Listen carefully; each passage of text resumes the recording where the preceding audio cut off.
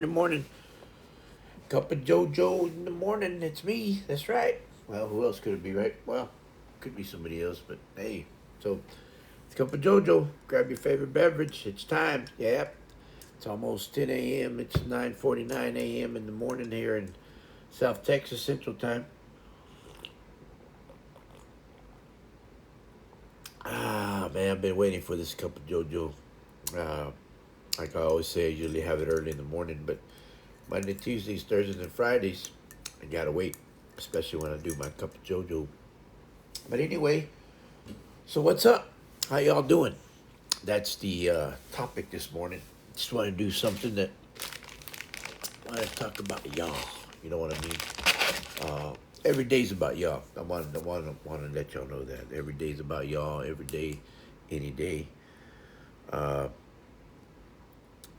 Sometimes we're so busy with everything that we just don't we just don't take time for ourselves. So, what is it about ourselves that we don't, you know, we don't take serious about ourselves that we need to spoil ourselves every once in a while. You know,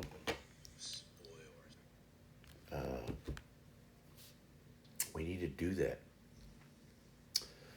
So what's up? Today's a little gloomy day. It's kind of a warm day too. It's uh, it's one of those days that it's I'm checking what day it is. Not what day it is, but let me see. I'll tell you right now. Uh, if we can get this weather, it's 75 degrees, and it feels like 78. Uh,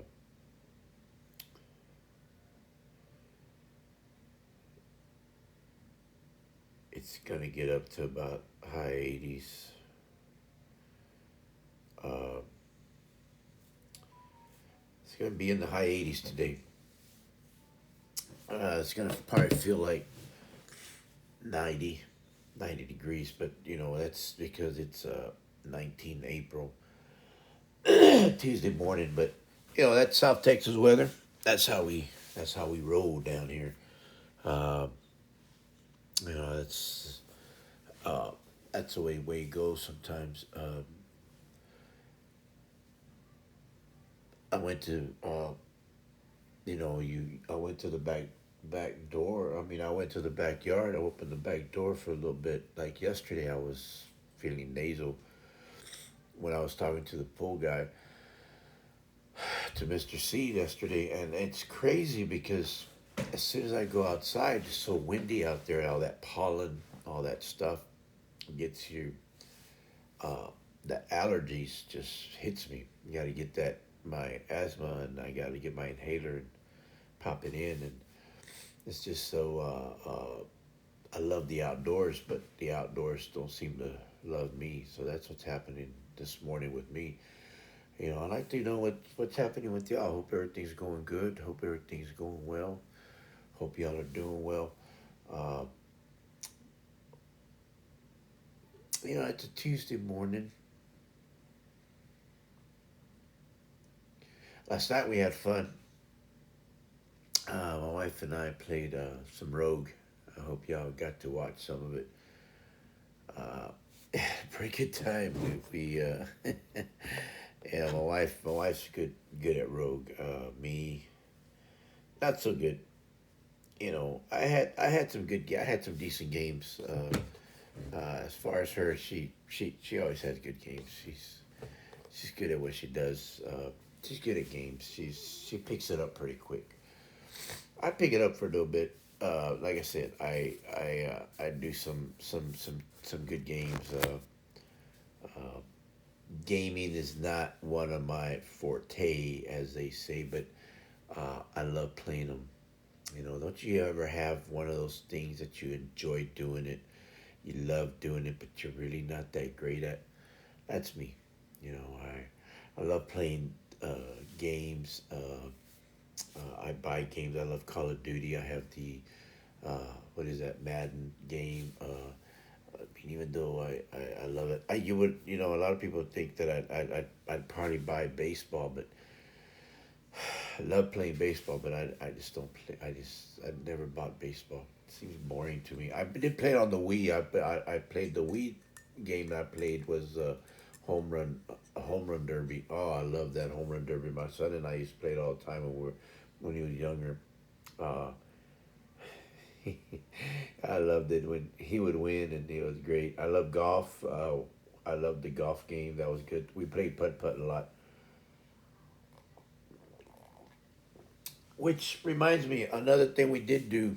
Uh, we purchased a pre-order of the new place. Was it not the PlayStation, but the what's that? Whatever that, I don't know what it's, that game that we play Animal Crossing on. Uh, I forgot that handheld uh,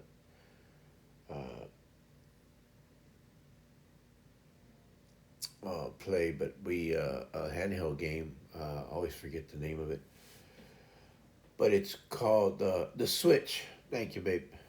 The Switch that we bought, and it's all uh, the Wii games coming back. You can play tennis, soccer, uh,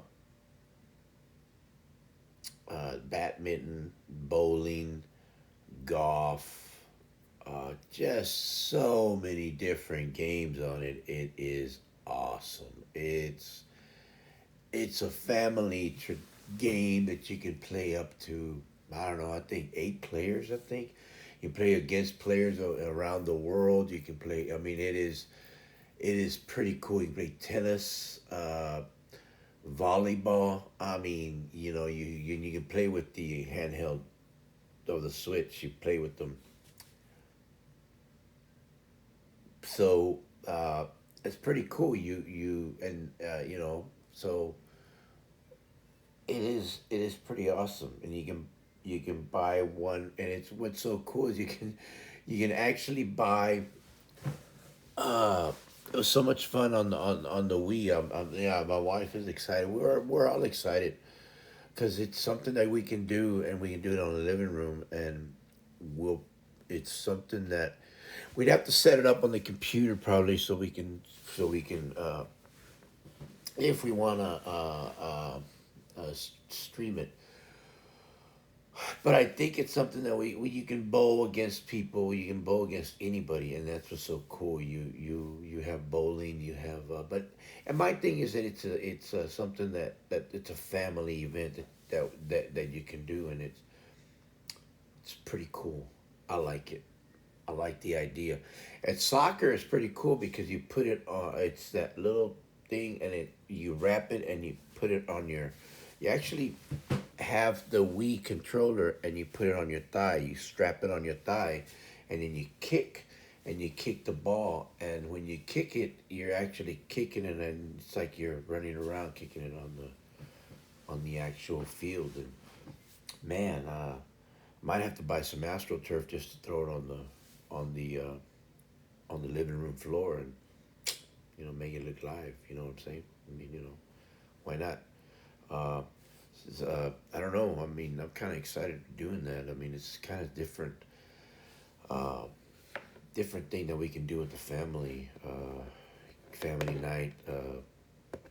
Just hanging out, and my wife's excited. Oh, she.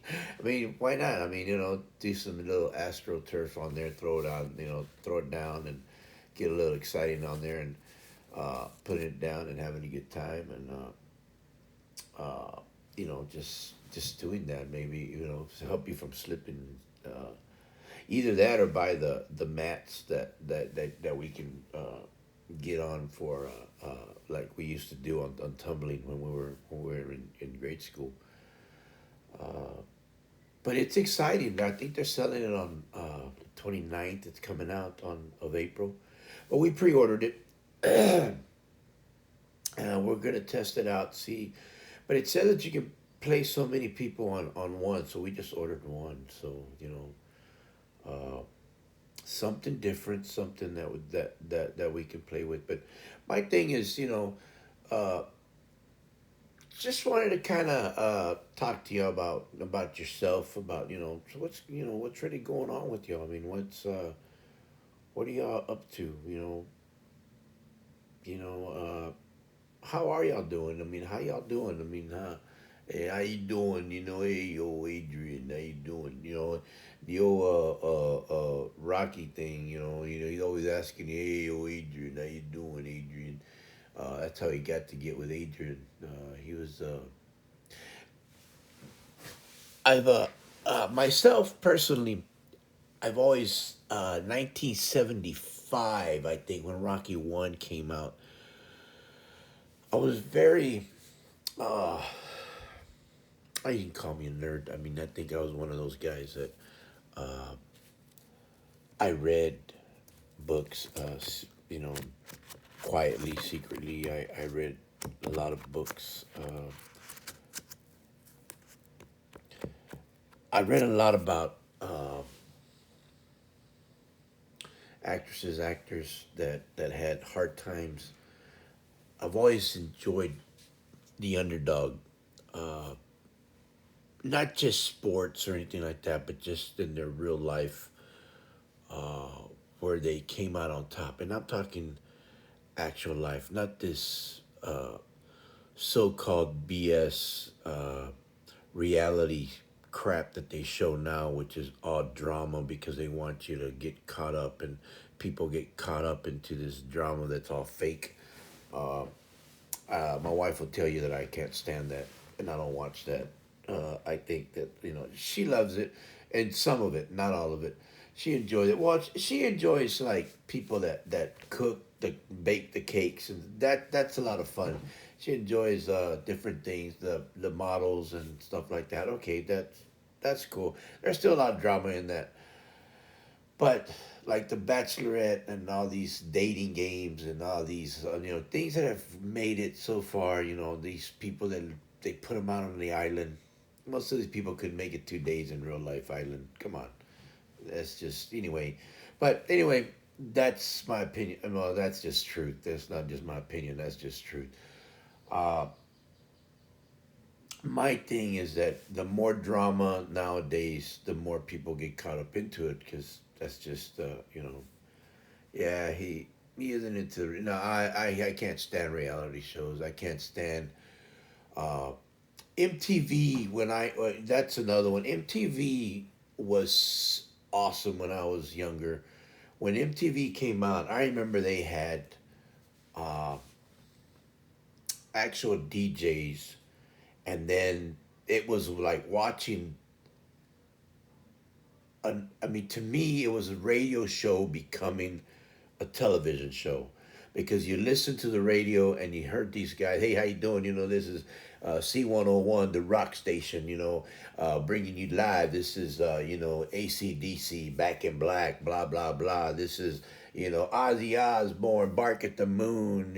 Album. Then this is Crazy Train and all this other stuff. I was going to tell I was a nerd getting. I love rock and I always love country music. I loved all kinds of music, mostly rock, but I love piano. I loved piano. I mean, when it comes to that, I used to listen to piano all the time.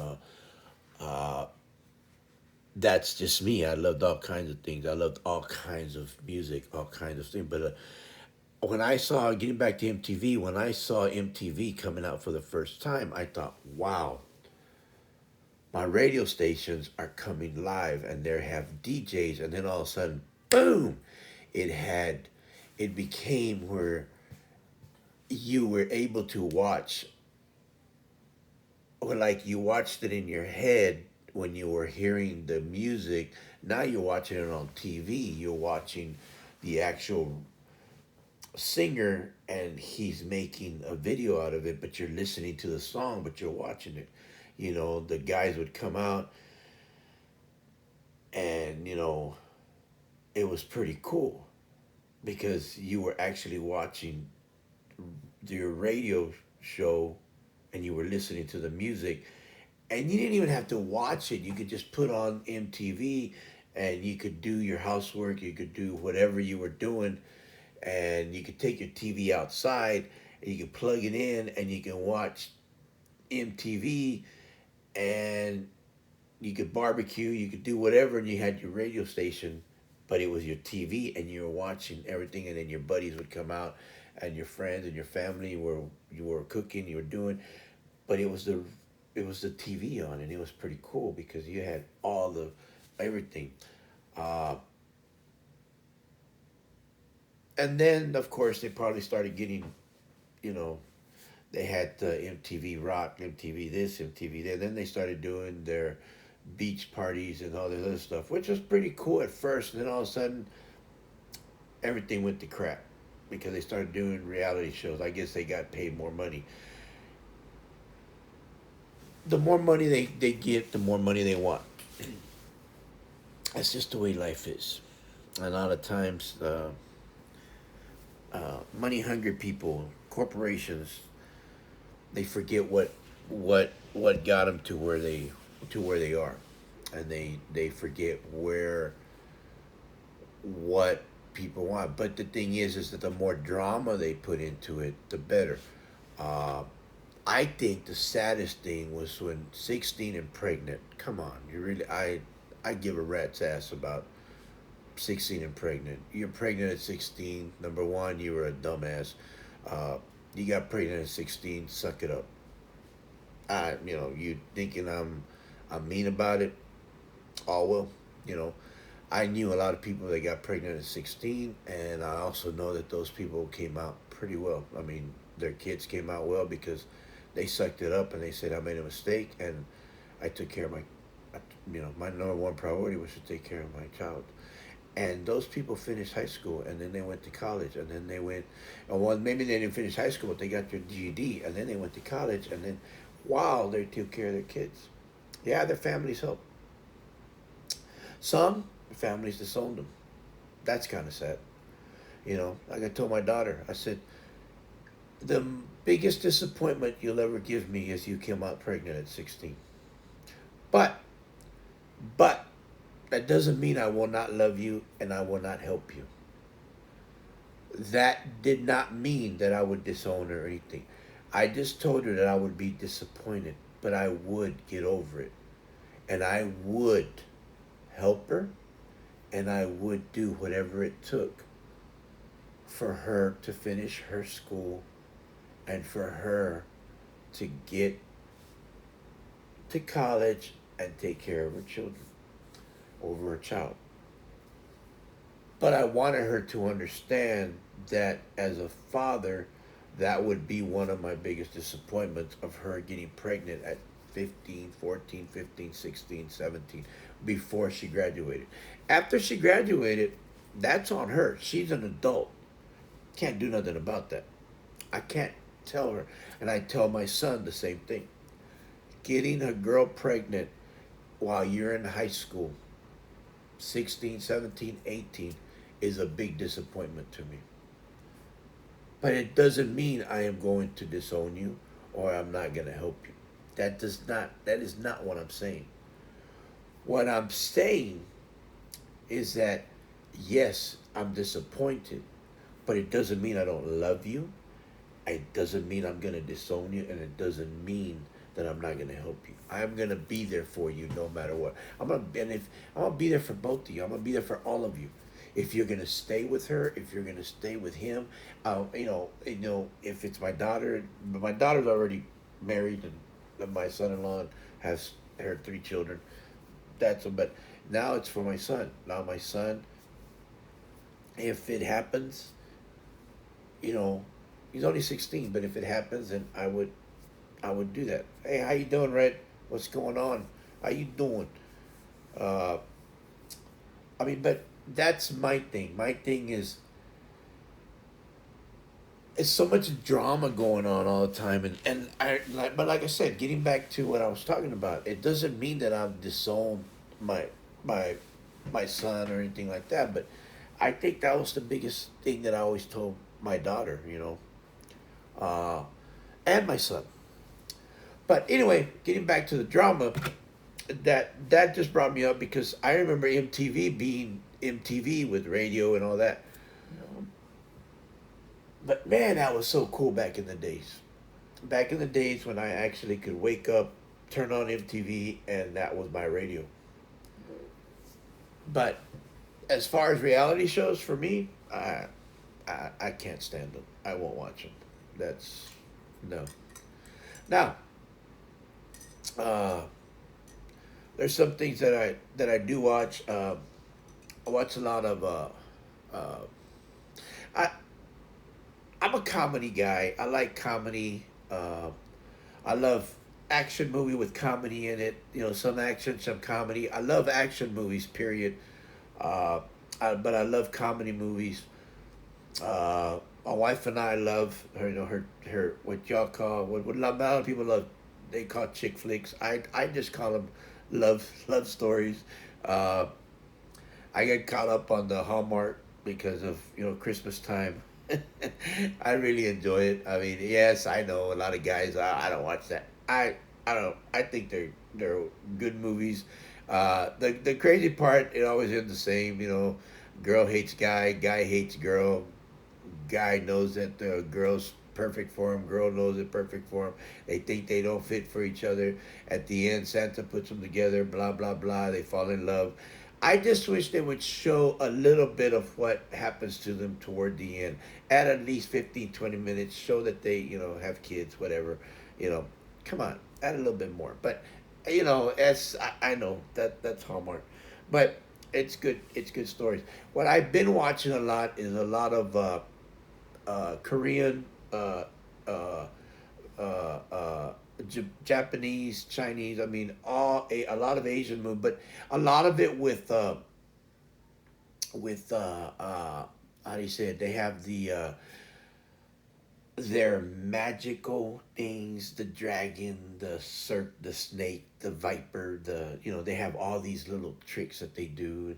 It's like anime coming into life, people, but it's pretty good. And I like it. I also like a lot of history.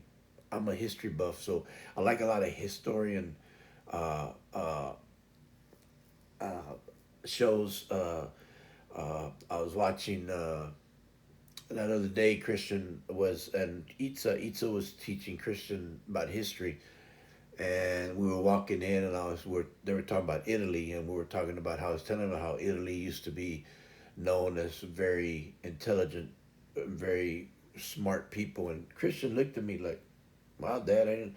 I said, "Son, you just gotta understand that Italy is well known as being very intelligent. That they thought that other people were very dumb because they were very smart people and rich people too, very wealthy people.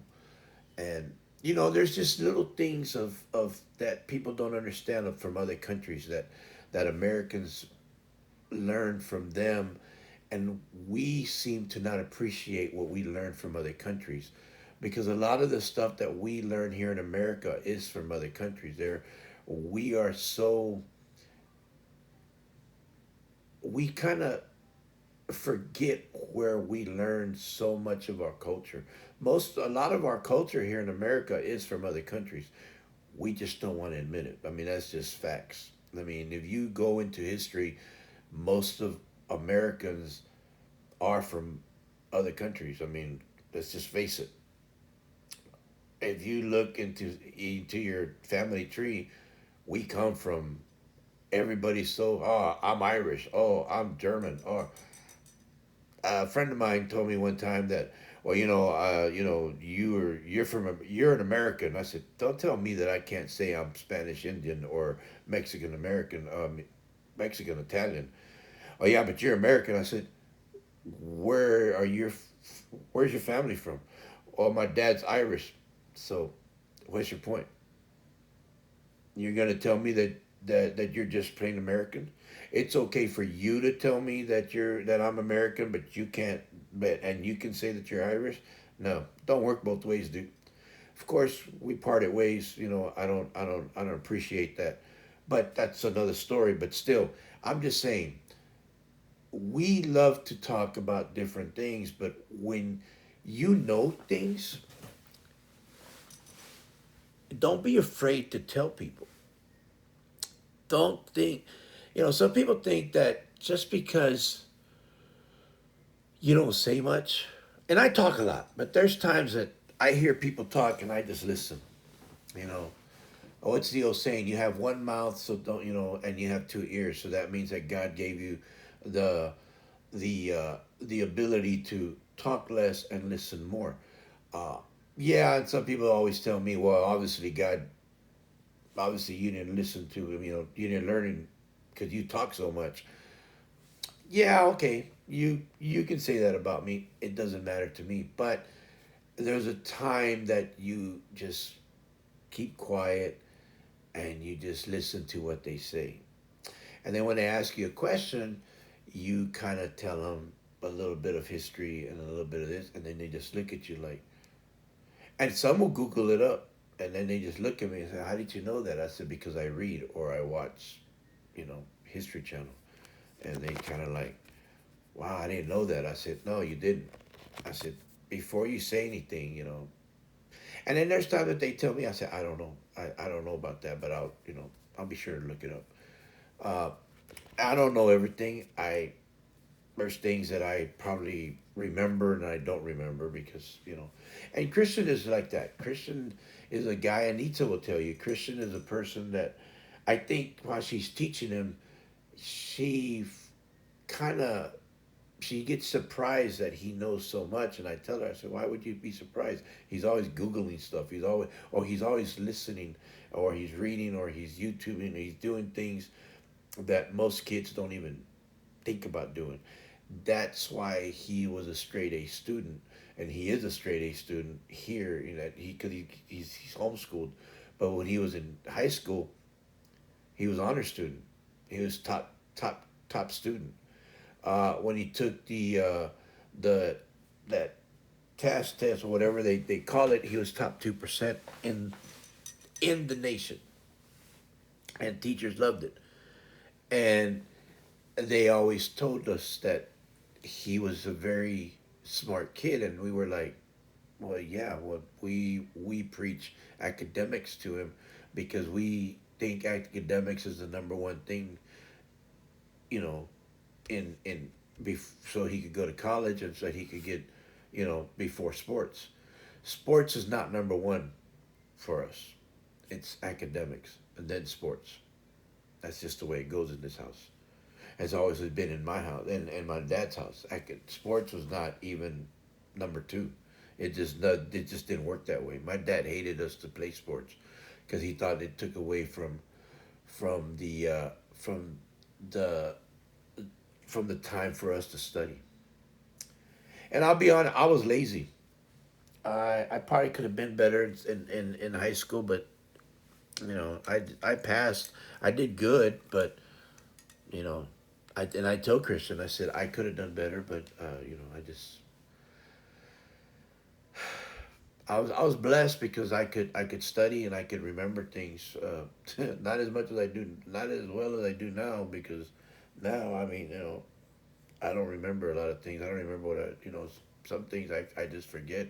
Uh, but uh, back then I could read something and I could remember it very. I mean quick. Uh, and I think Christian has that ability, and I'm so proud of him, and he does well. I think some of y'all have the same thing. It's just that sometimes we just stay quiet. We don't want to say anything. Uh, but we need to understand that whatever's going on with y'all, you need to be able to talk about it. Don't be afraid to say anything. I mean, you are who you are, and you need to be you. Don't be afraid. Like I said, the best thing to do is stay away from negative people, whether it's in anything you do, whether you're cooking, you're sewing, you're crafting, you're woodworking, you're exercising, you're cooking, you're walking outside, you're talking about something that you know what's right. Uh, but at the same time, look it up, read about it. It's good to read. I mean, I'm not the smartest person in the world, believe me. I know I'm not, and I don't know everything. I know I don't. But you know, a lot of it is common sense for me. Now, I know some people don't have the common sense, and I'm okay with that. I know so, and there's things that just you know goes over my head, and I'm thinking, oh, that's what you meant. Okay, it just I don't get it. I just don't get it sometimes, and some people just look at me like, you didn't get that? No, I didn't. I mean, I'm sorry. I mean, I'm just it happens. You know, but that doesn't mean that you're dumb. I always tell Itza, uh,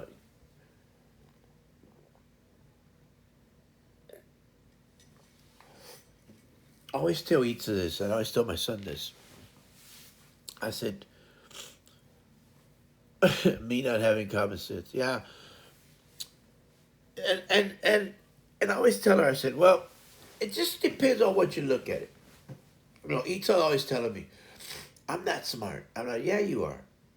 I said, I always tell her, I say, people people always think that, oh, this guy's a genius. What what is considered a genius? Just think about that for a minute. Everybody considers a genius, or everybody defines a genius, I believe, a different way. Because I knew guys that were geniuses, and I'm talking, I mean, these guys were 4.0 average. I mean, you give them an equation and they could figure it out like that. Uh,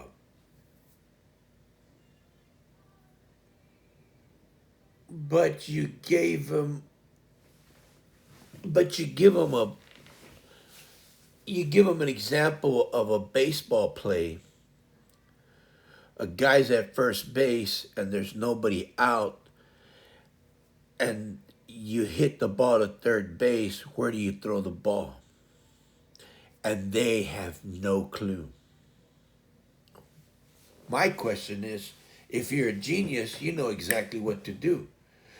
You throw that ball to second base, and the second baseman throws it to first base, and you get a double play. If if the runner hadn't tried to steal second base while the pitcher was on the windup throwing to home plate, because if he's already taken off to second base, that's called a hit and run. He had a hit and run going on. So that means that by the time the ball got to the third baseman, which I played third base and shortstop, but if they got to me playing third base and I got the ball and I looked over to second base and I saw the runner already almost there, that means in my mind I have to look at it and say, hey, wait a minute. I can't throw the ball to second base because by the time I throw it to second base, the guy's going to be there and he'll be safe. So my best option, I got to get at least one out. I'm throwing it to first base. You see what I'm saying? As a baseball player, I have to think of every situation that can happen within that time frame, within that split second. I got to look at the play that's happening before it even happens. And then I got to think, okay, if the guy's already running, I can't throw it to second because he's already going to be there. So I got to get at least one out. So I got to throw it to first base. Now, I'm just saying, people think of being a genius in different ways. I have been getting better with common sense because I wasn't taught it. Exactly. A lot of times, people don't think about it. having common sense is not easy. I mean, it's something that you you you you've been taught, you get taught, or you just go through it. Itza's getting better at it because I've been teaching her, common sense. Okay, this is the way it goes. This is reason is common sense. This is why. You're around it. You become adapted to it because you're around somebody that's always talking about it, or it just happens. Oh, okay, I get it now. And even the person that has common sense doesn't mean that he or she's perfect at it either, because you learn every day. Every day you learn. Now, like I tell Itza, to me, I think you're a genius because look at your computer skills and look at your uh, uh, the way you do English, the way you do different types of subjects compared to me. So I think everybody in their own right is has their own genius subject that they, and nobody can outdo them. I mean, this is my opinion. You can look at it however you want, because I've gone up against guys that are, oh man, they are very intelligent, and then like I say, I give them a play about sports, and they're like, I said, but I thought you were a genius. Well, I don't play. I said, exactly. I don't do rocket science like you do, so don't throw me your mathematical, uh, uh, your your type of problems that I'm never gonna use, because I know I'm not gonna go and become what you're gonna become, and I appreciate what you're gonna become because we need people like you, but I'm not gonna do what you do. But there were some things that I mean, the highest I took in I took calculus, and that was, oh my god, that was like trig and calculus was the hardest math that I took, and I hated it. I mean, I didn't hate it, but I hated that it took so long. Page and a half, 2 pages, just to have, just just to just to just to take care of one problem. And I hated the show me your work. Oh my God, show me your work. And Christian hates that too because he can do it in his head just quickly. And I was able to do that back in the day, but you have to keep doing it over. And we couldn't use calculators back then. That's the crazy part. We weren't able to use calculators, and we weren't we didn't use calculators back in the 70s. And when I graduated in 1981, then they had the, what is it, the scientific calculator, who, now they have calculators that do everything for you. Square root, all this other stuff, blah blah blah. We did everything, so by just writing everything down. X to second squared, blah blah blah, this that, okay, okay. And I hated going up to the board doing the problem, but once I started it, I was good to go, because your brain just starts, and then you start. And then some of the guys are like, "How do you figure that out?" I don't know, dude. You just start. You get into a zone, and you start working it. When I started college here, after 20 years of not doing anything, my teachers always told me that we wouldn't have calculators at our fingertips, and that's true. And we don't, and we don't. Uh, our teacher always told us this was our calculator: one, two, three, four, five, six, seven, eight, nine, 10. And it's funny. Little did they know, cell phones would do everything now. Yeah, exactly. Now it's everything is on a cell phone, and you can Google everything too. If you have a problem, Google Google the actual problem, and it's already been made. And of course, I thought flying cars would be done by the year 2000, and here we are in 2022, and it still hasn't been done. Yes, we do the phone. Yes, we do the phone as all calculated. I mean, who knew that we'd have, that we would get rid. Most people would get rid of their landline, and now we go around doing phones. I remember when the phone first came out, you still had to have a landline, which is a home phone. For all y'all people that don't understand what a landline is,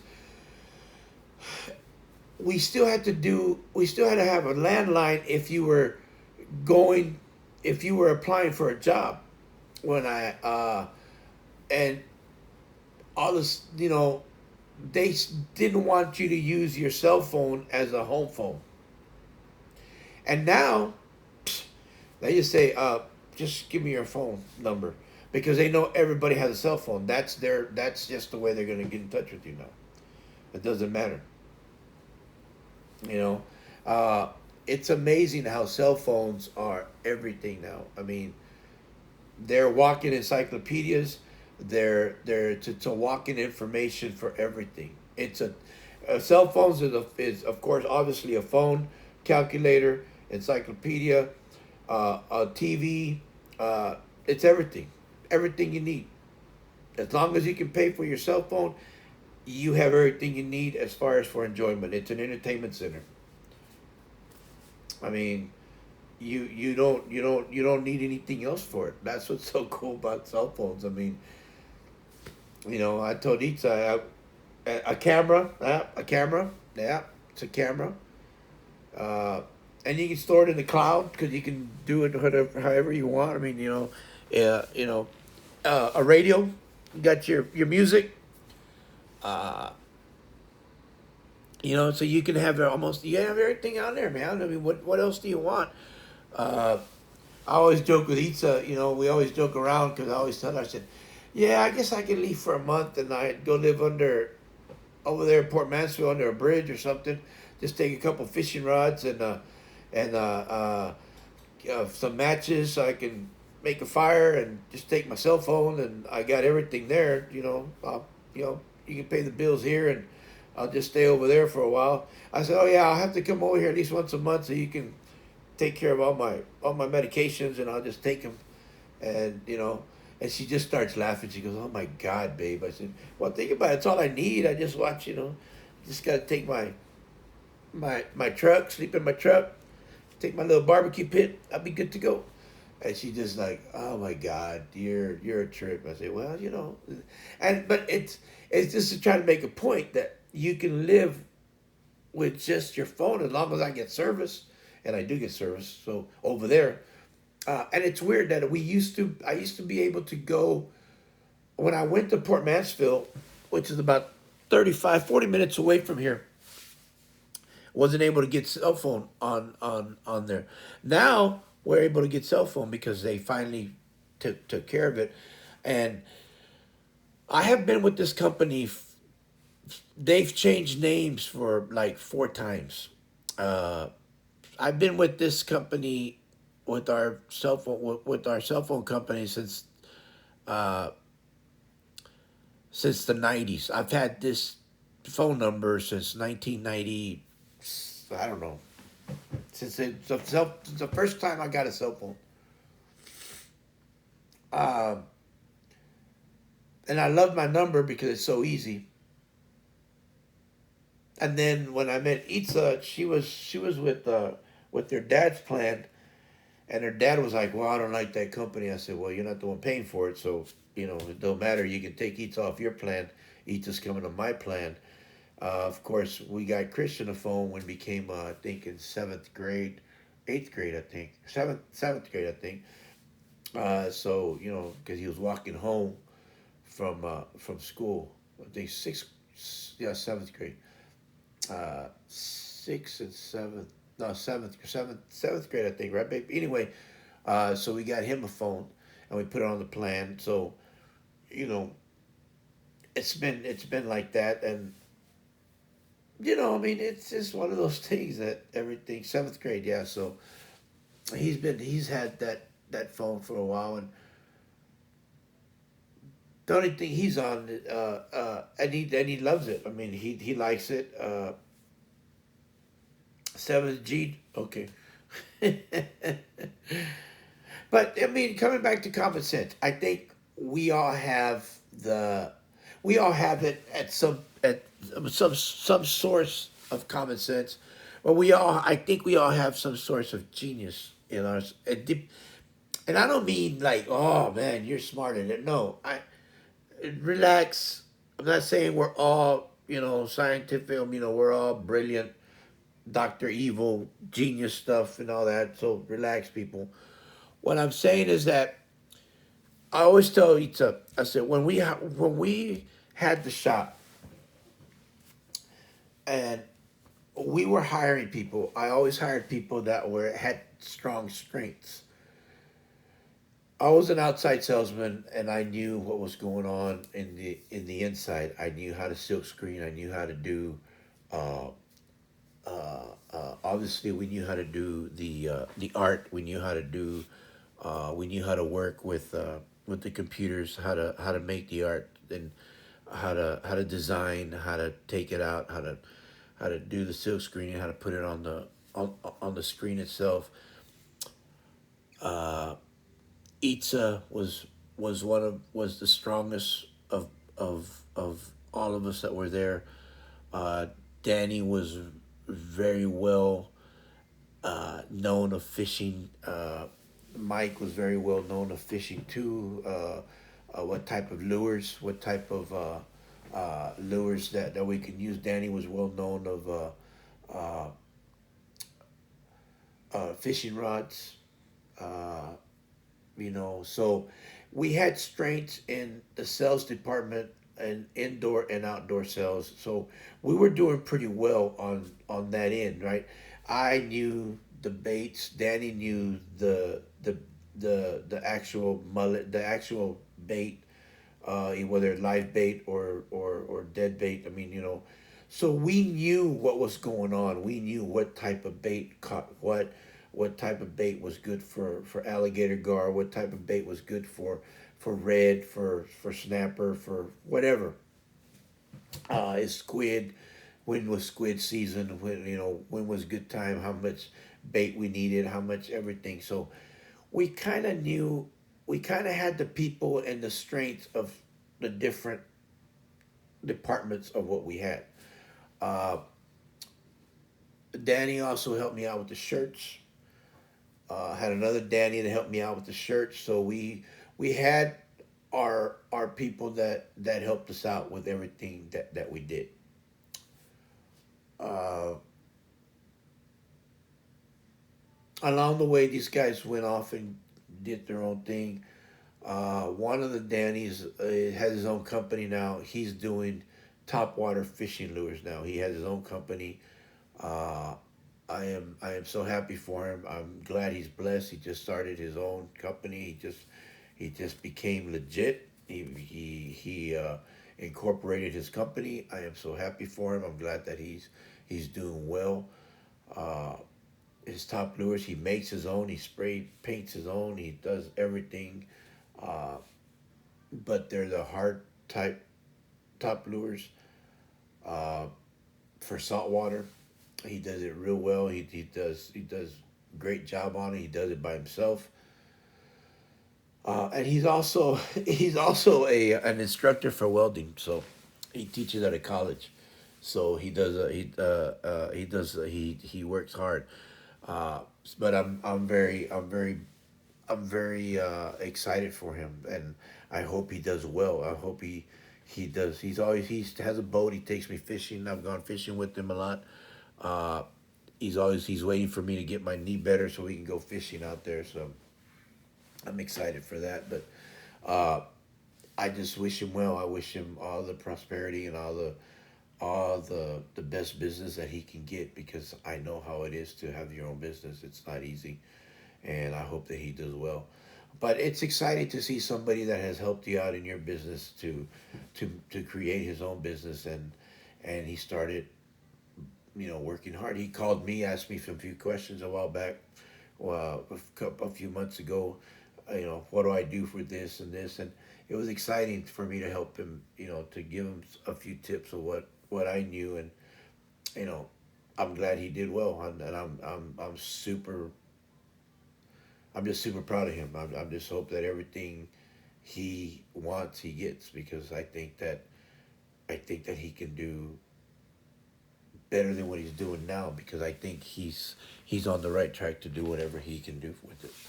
Uh, But you know, I think that if you get the people that you need in this in the departments that you need with the strengths that each person has, I think that's where you can. I think that's where your business prospers. Uh, I know because I tried. It's hard to be a one person business. Not that you can't start that way because a lot of people have to start that way because that's all they can afford. I know because we were blessed because me and Itza and I started together and we didn't see much income because all our income went back into the business. It went back into the business. We did it out of the home when we first started and then we went out and we got a shop. But we were able to afford the shop because we were kind of our stuff didn't fit in the house anymore. And well, now it still doesn't fit in the house because now we brought it all back, but we need to just separate all the shirts. But that's because we closed the shop down. And, you know, I need to get that stuff out. Uh, there's a lot of shirts, a lot of things that I need to get rid of, sell wise and stuff like that. And they're brand new shirts too. But I don't want to go back into silk screening. That's a lot of work. You know, I have another idea and I want to get back into that, but that's another thing that I want to talk about later. But anyway, I think that when you want to do your own business, you want to start on your own. That's number one. That's awesome because I know how that feels. I know where y'all are going through. I know how it feels to do it. And if that's what you want, then do it. If you have any questions, I don't know if I can help you with it, but I can sure try. I've been through it. I have started quite a few businesses and I have failed at them. I have failed quite a few businesses because I didn't have, not that I didn't know what I was doing, it's just that I didn't have the capital. I was uh, I was working my own full time job, trying to do it, and it's hard to work your own full time job and try to do a business, especially when you're. Uh, I was single, and it's hard because you're trying to, you know, trying to pay. First of all, you're trying to pay your bills. You're trying to do this, and I had great ideas, but it just, you just broke. I mean, you just can't do it. Eventually, and I was going to VA, and then it was trying to get my disability, trying to get everything, and sometimes I wasn't able to get up out of bed. My back was messing up, and I was hurting because I was working so many hours, and it was sometimes I had good days, sometimes I had bad days, and the sad part is when I had the great days is when I got hurt, when I was hurting a lot because I worked, you know, 2 3 weeks straight and every day, 7 days a week, and then all of a sudden, boom, I couldn't walk too much. I was hurting so bad, I had to, I had to take it easy, but that's just part of things. But then, as it goes along, you just keep going. Uh, Itza and I got together and we started doing it. Hey, Nico, thanks for the follow, man. I appreciate it. Thank you for the follow, Nico. Hello, how are you? How are you today? I hope you're doing fine. So what's going on? Everything going all right with you? Uh, but like I said, I mean, the one thing is when you want to start a business, don't be afraid to do what you really want to do. Because I think that in your heart, if that's what you want to do, then do it. I still have an idea uh, that I want to do. Eats is all for it. Uh, but yeah, I'm doing fine. I can't. I'm kind of like rattled a little bit because I'm about to have surgery in a few days. Well, next Wednesday. Today's the 19th. On the 27th, I'm having knee surgery. My eighth surgery that I'm having. So hopefully it'll be okay. I'm a retired veteran, so but I'm having surgery. But other than that, I'm doing okay, man. I can't complain. We're doing fine. I hope everything goes well. But We're just talking about how everybody's doing. Just talking about things that come up. Talking about making a business. How my buddy has started his own business of fishing lures. Uh, Hopefully he's doing well. He used to help me out in our business that we used to have. I'm hoping that after this knee surgery, I get better and I can start my own business. Well, I'm thinking of a business, so I'm hoping that I can go. Oh, thanks, man. I appreciate the luck. Yeah, I think it'll be okay. I mean, I'm hoping everything works out. I have a torn MCL, so it's been there for a while. They finally got to take care of it. I hope, VA, you know how it is. But well, I hope you know how it is. It's one of those things that uh, I've been waiting for for quite a few years. But nah, it's just one of those things. You gotta look at. But hey, but welcome to Cup of JoJo. Get your beverage, whatever you like, cold or hot.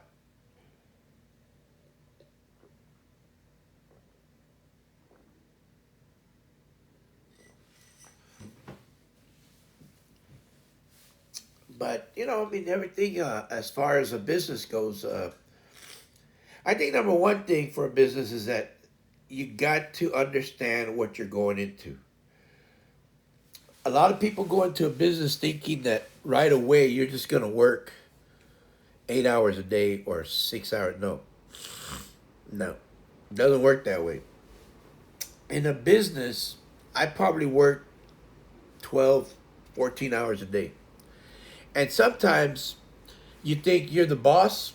No, you're not the boss. The people that are boss are the people that buy from you. Your customers are your boss. And I don't mean that in a bad way. What I mean is that without without the people, you have no business. I mean, you without your customers, you have no business. Now, I'm not saying that they need to treat you bad because there are some customers that are gonna test you and they're going to get you up to here. Now I've had it with it. No, you just calm down and there are some customers that I had to ask to leave the store, the shop, and there were some that got pretty irate with me, because they didn't like the prices. But I told them, I said, you don't like the prices, and you can go down the street. There's another guy that does the same thing I do, and you can do, because we silk screened, we made shirts, we sold fishing equipment, we sold lures, rods, we sold different things. Uh, and some of the people thought that, well, he's a new shop, he just started. He said, no, it's not about underselling my supplies or my merchandise so that you can feel better about yourself, that so that you bought something that's cheaper. I understand that. We all want to save money, but I'm not here to lose money either. Now, we would have sales. We would have some sales, and we would have, a certain percentage of sales, and uh, we would do that every once in a while. Different sales, July 4th sales. We would have Christmas sales. We would have end of the year sales. Uh, things like that. We would have different things like that, but you know, for the most part, the people, the suppliers that I would buy from would sometimes have sales, so I'd pass it on to the customer. If I bought a certain amount of lures from the customer, they said if you buy a certain amount of packages, we're going to give you a certain percentage off. Yes, it was good for me, but I'd pass it on to the customer, and then I'd even put it on there. Hey, uh, 15% off package of lures per supplier. Because that's I bought them for that. And some guys would say, well, why are you doing that? Because I bought them for a little cheaper from the supplier, so the savings goes to my customer, and people like that. Some other guys wouldn't do that. They would say, no, hey, those are my savings. Well, okay, it's your decision. but it's also my decision. So some guys would get mad at me. Oh man, good luck. Oh, thank you. I just reread that. But some people would get upset. Some of the other store owners that sold the same thing I do would call me and tell me, "Hey, Joe, I mean, why are you doing that? You're hurting my bottom line." I said, hey, dude, that's what I'm doing. This is what I want to do. Uh, Not trying to hurt your bottom line, but this is what I do for my customers. You know, I buy the same. I said, but dude, I don't buy as many as you do. I buy half of what you do. It's not like I'm really hurting you. Once I sell out, you're still gonna have twice as much as what I have. So, and they'd get mad, whatever. Okay, whatever. Have a good day. So my thing is to take care of the customers. Hey, I appreciate the agreement there, Nico. I mean, I think that customers are more important because I believe that sometimes, yes, I want to make a profit, and I do. But my thing was this: I would tell people, I said, I don't want to. I want to make money, but I don't want to make all the money on one customer. I want customers to come back to me, and repeat customers were very important to me, and I would actually get a lot of repeat customers. And then the next time they'd come in and say, "Hey, Joe, you don't have you don't have they're not the 15% off." Nah, but I can give you 5% off on it. Ah, cool, man. Thanks, dude. They were okay with that. See, 5% wasn't going to hurt me, but it made them feel better because I was still giving them a little bit of discount, just a little bit. It wasn't much. It wasn't. I mean, come on, man. It was the price of lures most of the time was $4.99. You take 5% off of that. Come on, how much are you gonna save? A few pennies. I mean, but to them, it was okay because then they bought. Hey, well, what if I bought something else? Well, yeah, dude, I'll give you 5% on whatever. They bought a fishing rod. They bought a fishing reel. They bought a fishing shirt. They bought some hooks. They bought some weights. All of a sudden, it became a, a $200 instead of a $4.99. It became $150, $200 purchase, and I told him, you know what, dude, I'm gonna give you 10% off after all. Oh, dude, man, Joe, you're awesome, man. Okay, cool. So I gave him 10% off, and they loved it. And all veterans always got 10% off on my in my store, so they loved it, you know, and they really enjoyed that. And I had a big old sign in the thing, and it said all veterans 10% off.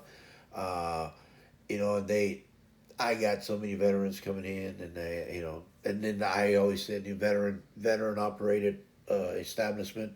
They loved that I was a veteran. Sometimes I'd give them 20% off. We'd start talking, and sometimes we'd start talking. My wife was like, "Y'all been talking for 2 hours." I said, "Well, we're sharing war stories, so to speak, quote unquote.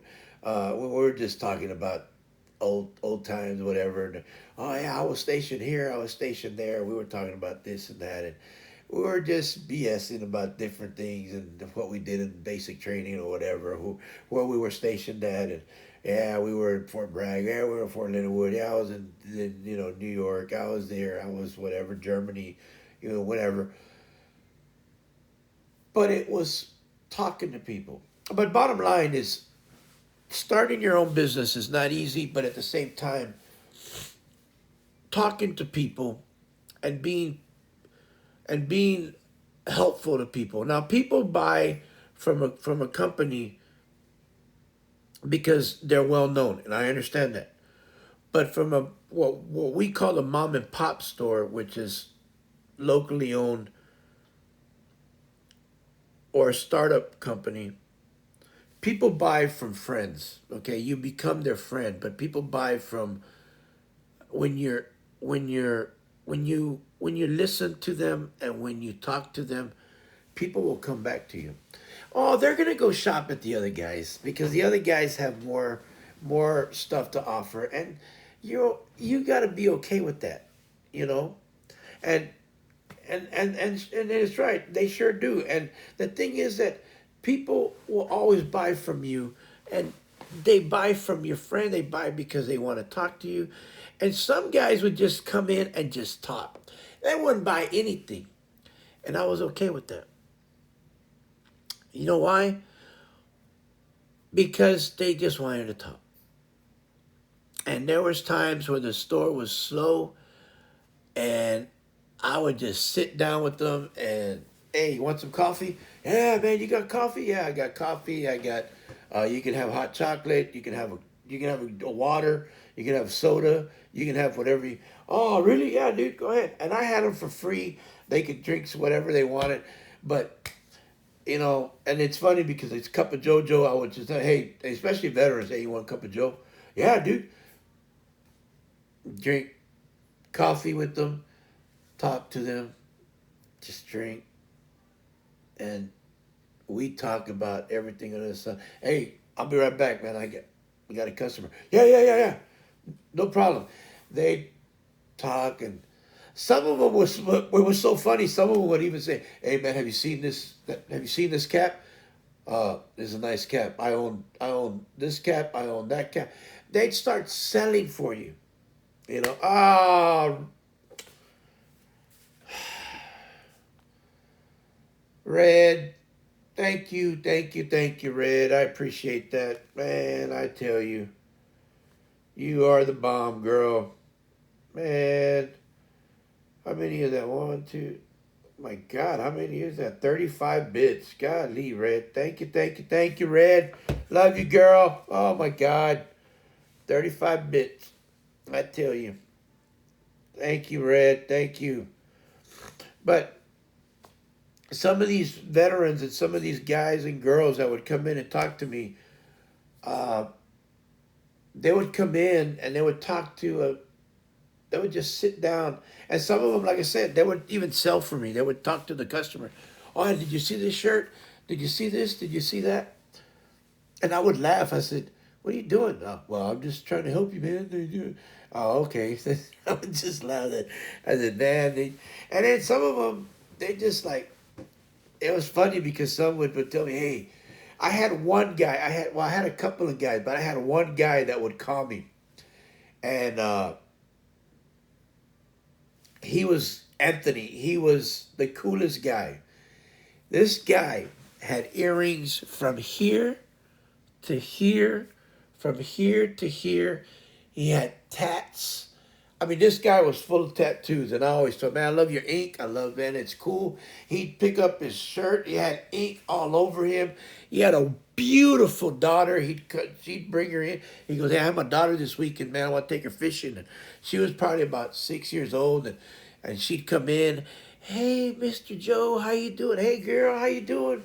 You going fishing with your daddy? Yeah, going fishing. There was time that he'd come fishing, that he'd come. He goes, hey, man, uh, I don't get paid till Friday. I said, what do you need, Anthony? Uh, I need some mullet and I need some shrimp. No problem, man. And I just need a bag. Not, don't worry about it. The mullet cost $4 or three for 10, right?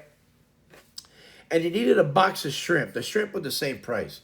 The box of shrimp was for his daughter because he wanted to, that's what she wanted to fish. She had a small pole, a little Barbie pole that he had bought her. So I said, no problem, man.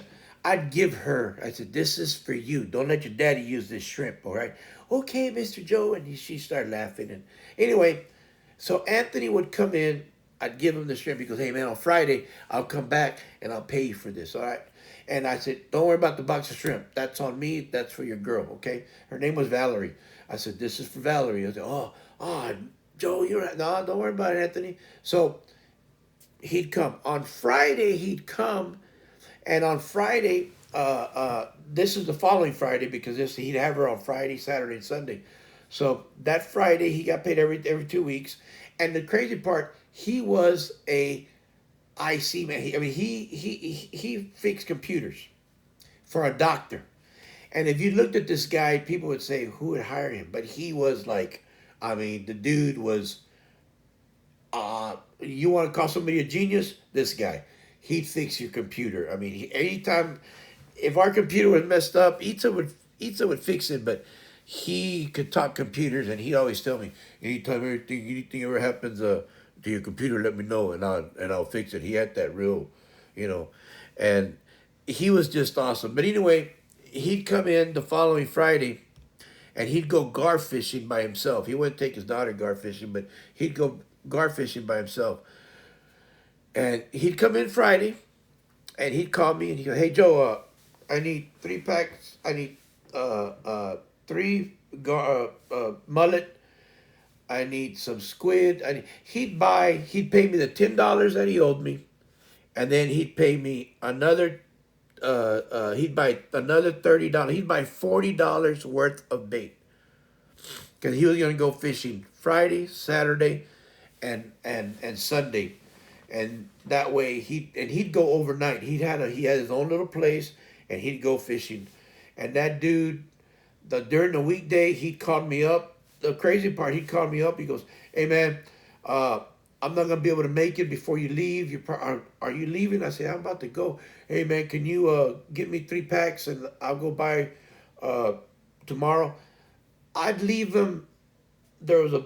I'd leave him a little. I had an ice chest outside, just on the corner. Nobody would take it,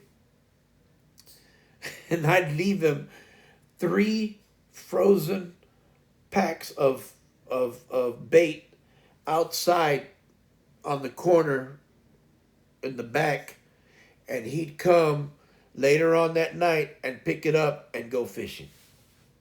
And then he'd come the next morning before he'd go to work, and he'd put an envelope in my mailbox, and he'd say, "Thank you, man. You're the best every time."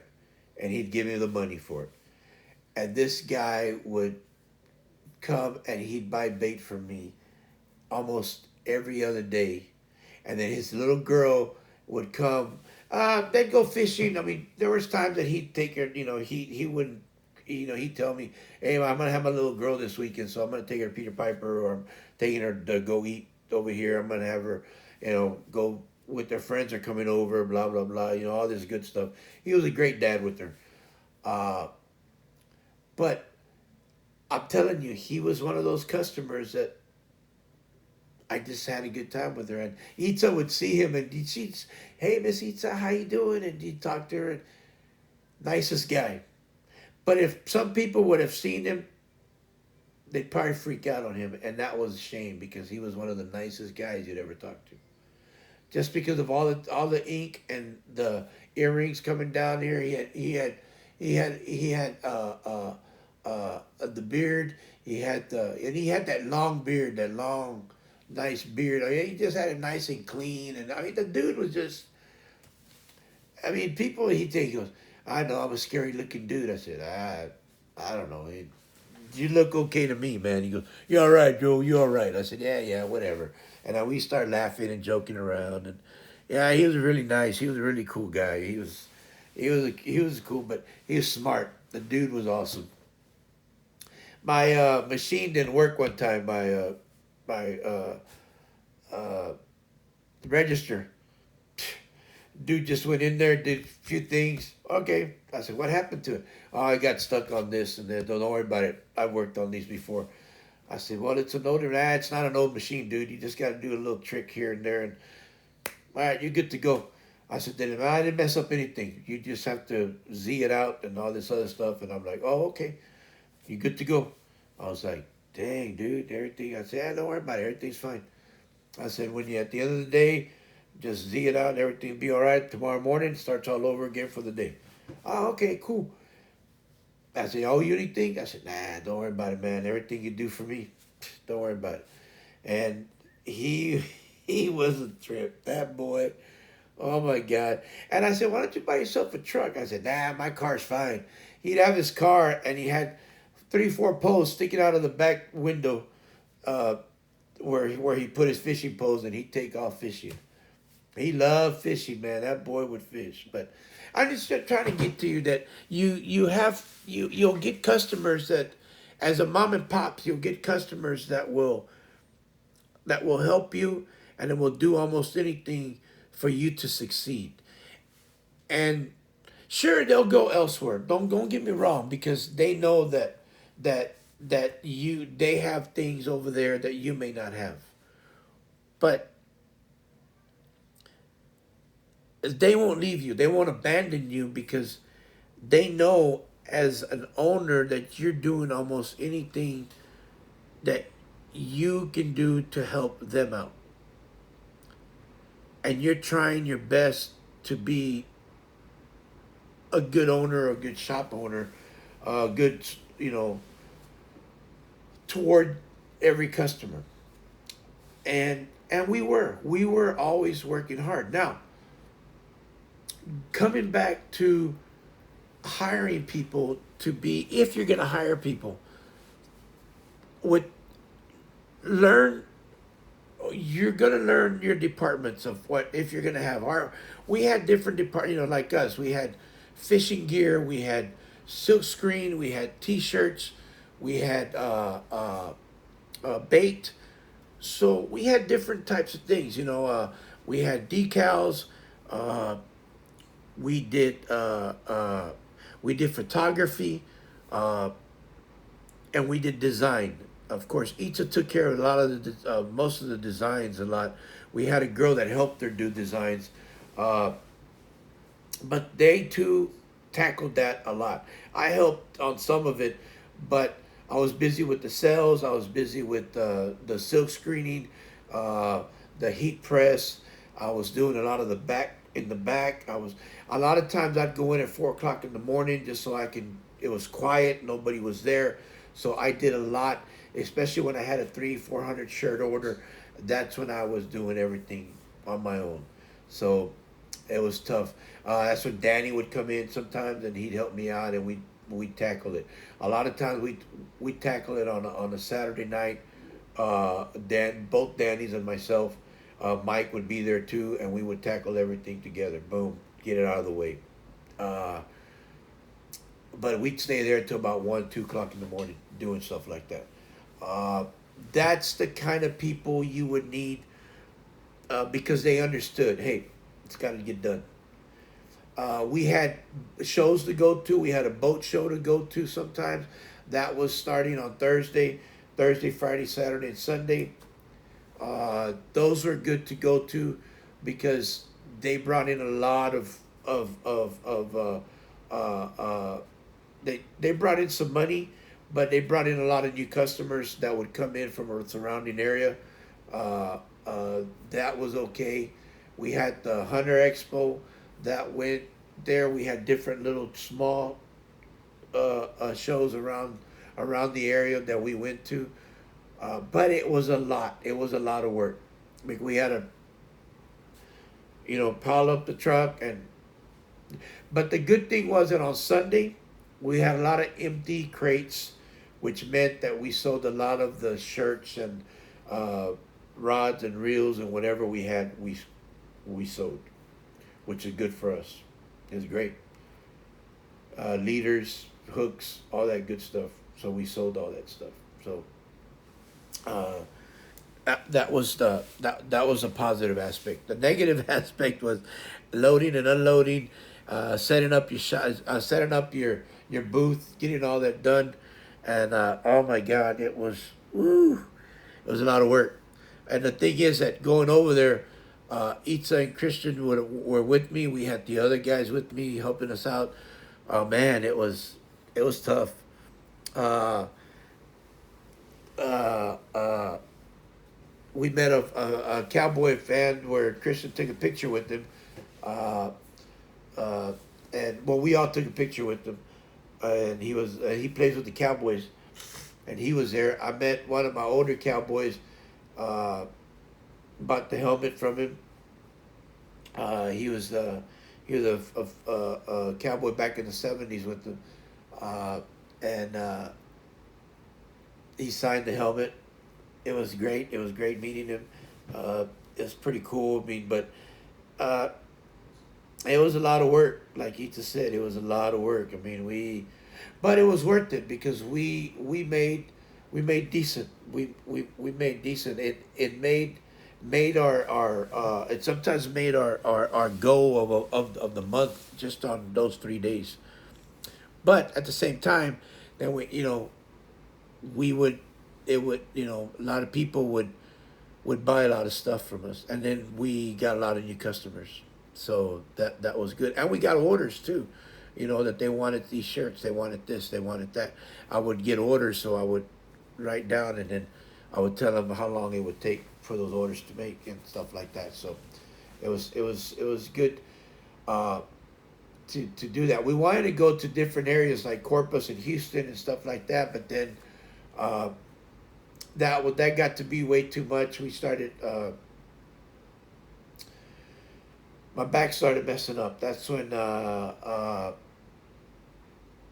started slowing down a little bit, and that's when I realized that maybe there was something wrong, and that's when they found out there was something really bad happening. And later on,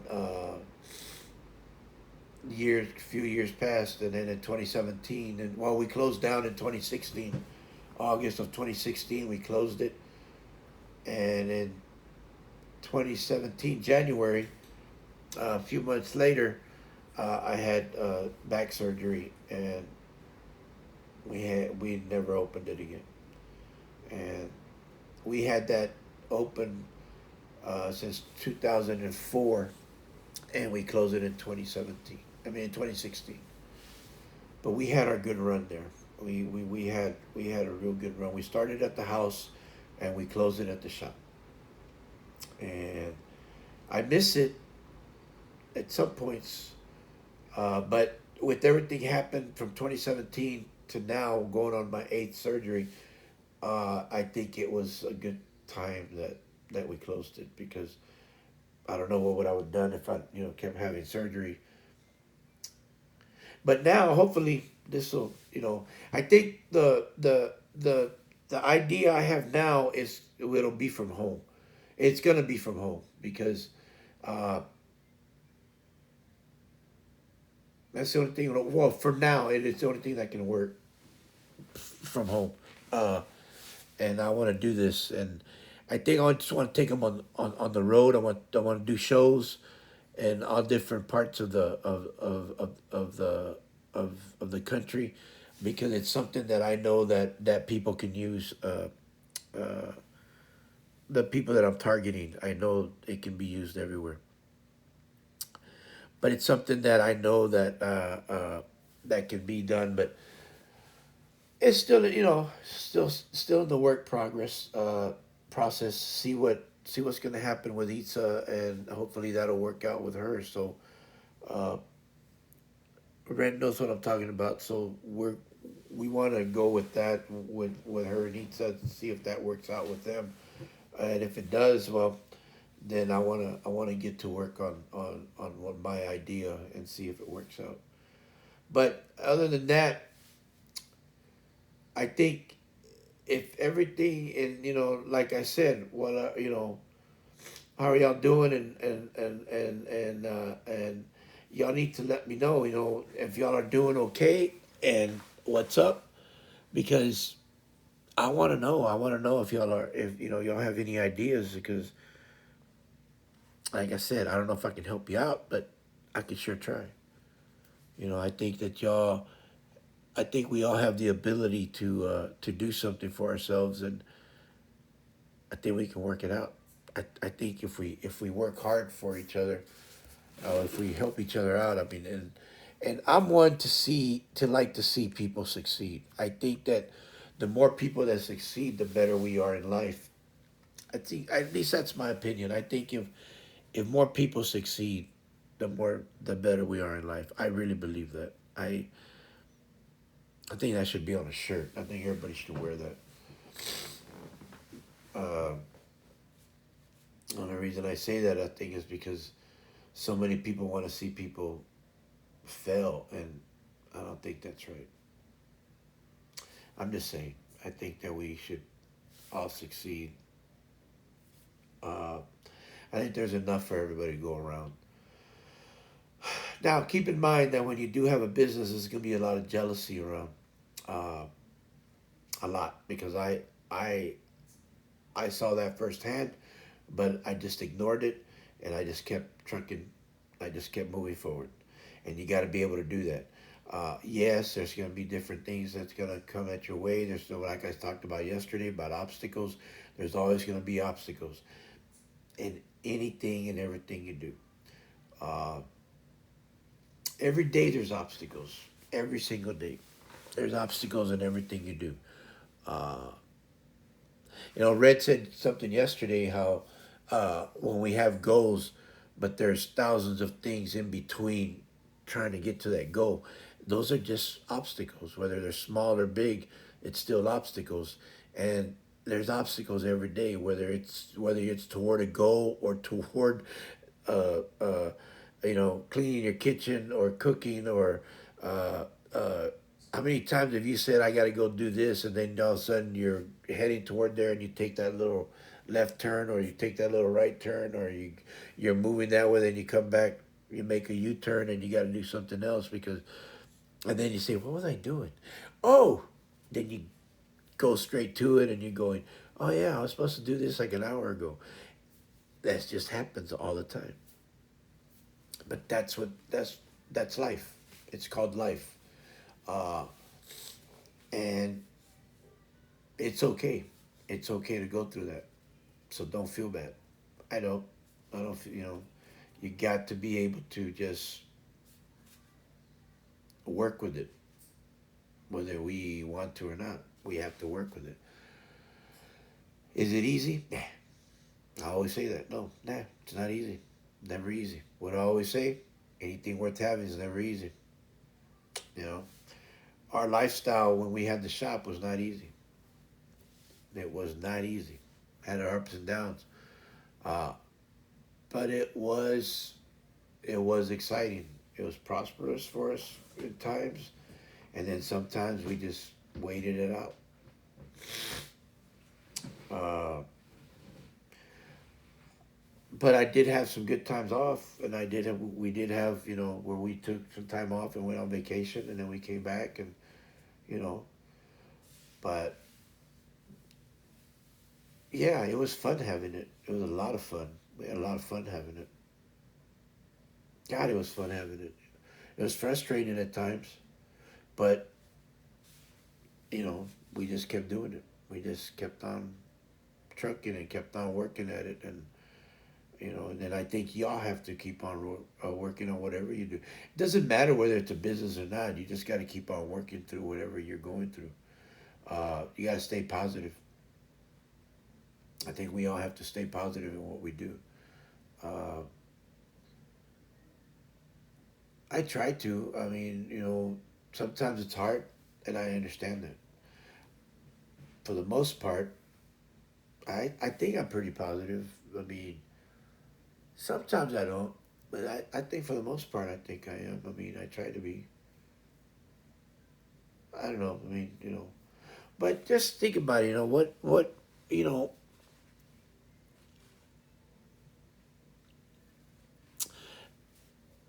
I don't know. I mean, so what are we gonna do? What are y'all gonna do? That's the question. So what's up? What y'all doing? That's what I'm talking about. I mean, you gotta, what do you want to do? Pause for the cause. Think about that for a little bit.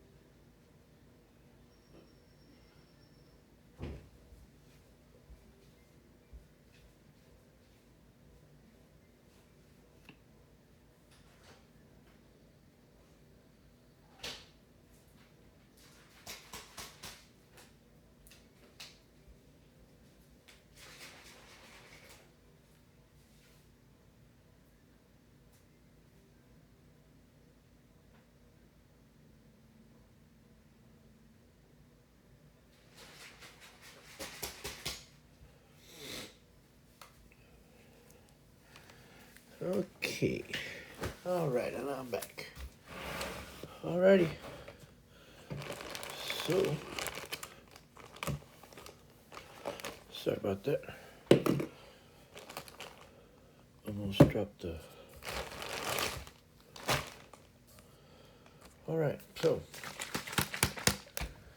okay. So I'm back. So, what we talking about? We're talking about what's up and how y'all doing. So let's talk about the business and having a business and closing down the business for surgeries and all that good stuff. But I think my main part is I do miss it. I think that's why I started. Once I started, I told my wife, I said, when I started, when I had my back surgery, and then I had my shoulder surgery, my right one. But even before that, I think it was right after I closed, right after my back surgery. I had started thinking, what can I do at home as a business? Because I just didn't want to not do anything. She was already working. She started working from home. She worked from home for a little over 8 years. Then she got laid off. And it's like any other corporation, they'll hire you and you work so hard for them, and then they, you know. But it's like anything else. You just got to keep on working. And then I started thinking, what can we do? And I've been thinking about this for so many years. I mean, it's been 2017. I got my first January 11th, 2017, when I got my back surgery. And I haven't been like, oh my God, no. It's been, coming and going, coming and going, coming and going. And it's something that I really enjoy, but that thinking about. It's something that I really enjoy doing, is owning a business. But it's not easy work. I mean, I had to think of something that I can do that will, anything you do, it's still going to be work. I mean, no matter what. I mean, I know you're going to use your back, you're going to use your legs, you're going to use your arms. It's got to be something that,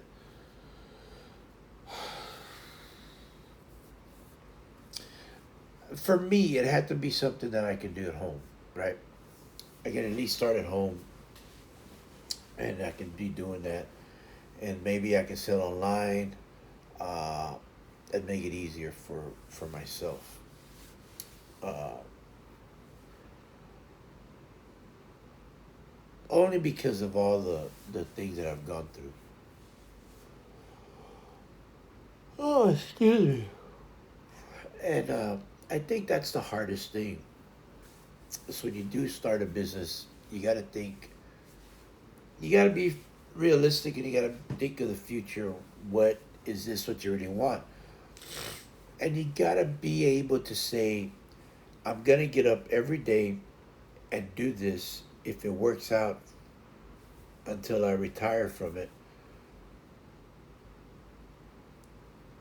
and I want to make sure that this is what I want to do, and not get frustrated and say, damn, I got to get up in the morning and go to work. I want to be able to say, yes, I'm going back to work tomorrow. And I know that you're going to have some days that oh my God, here we go again. No, I know there's always going to be days that, but for the most part, make it where you really want to go and do something that you enjoy doing.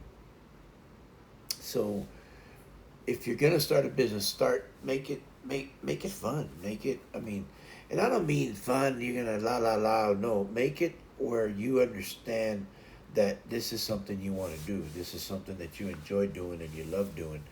Uh, like I said, having a business is not just about making millions and millions of dollars. True, we want to make that. I'm not saying you don't. I'm not saying you don't want to make the millions of dollars. Who doesn't? I mean, come on, that's common sense. But you don't want to be miserable because I've seen people that make that kind of money and are so miserable, and you're like, wow, I thought money's supposed to make you happy, but some people are just miserable no matter how much money they have. That's just the way some people are. It doesn't matter. It doesn't matter what you do, how some people are just plain miserable. It's just like when you know that some people are just plain mean and deceiving. Some people that are rich, filthy rich, are just mean, are just miserable. So, if you know, there's so many ways of making money uh, clean, uh, legally. Uh,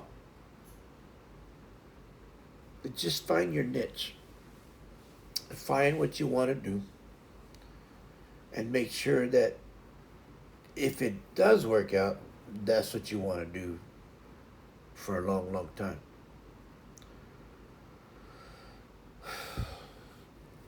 I think I don't know. I always tell my wife. I said I wonder what I would have been doing if all this computer stuff would have been around when I was young. I don't know what it would have been. But at the same time, I wouldn't have had what I have now. So I just wonder.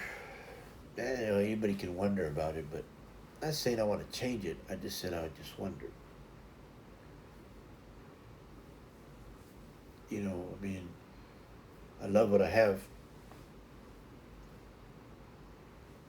So I don't want to change what I have. I just wonder. I want I think we all go back sometimes and we say, what, man, what if I had these cell phones back in the 80s? What if I had this technology back when I was, you know, 14, 15 years old? What would I have done with it? But then I think, man, I was good. I was a happy-go-lucky kid back then, man. I didn't have a care in the world. To be honest with you, I had mom and dad that took care of us. I wanted to be a professional baseball player. That was my dream. I wanted to play for the Houston Astros, no, or the Atlanta Braves. I wanted to be the next Hank Aaron, hit the most home runs. That's who I wanted to be. I remember when Hank Aaron hit the 715th home run. No, tied Babe Ruth, I think. Yeah. I wanted to be the Hank Aaron. I wanted to hit that. I think he ended up hitting 756 home runs or something like that. But I wanted to be the next Hank Aaron. I wanted to be the guy that hit the most home runs. And then I thought, nah, I just want to play for the you know Major League Baseball. I just want to be a Major League Baseball, and I want to make 100,000 plus a year. These guys make 20 million, 50 million a year, and they still cry about it. Bunch of crybabies, athletes. They make so much money and they still cry about what they make. And then when they get out of baseball, football, basketball, they become homeless. That ain't get me started on that. and the ignorance of what they don't even know how to save. They got guys that start pyramid schemes because they have no money. They don't know how to pay their bills after they got busted for baseball. And I'm talking players that were great players too. I understand that. Well, I understand it because they're idiots.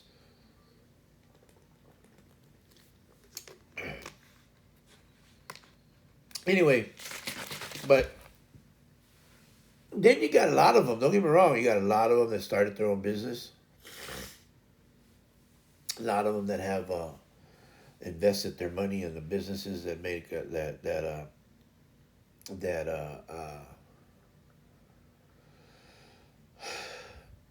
that make good money on their in their businesses. They invested. Smart people that learn went to they got something. Went to school, became doctors. Very intelligent athletes.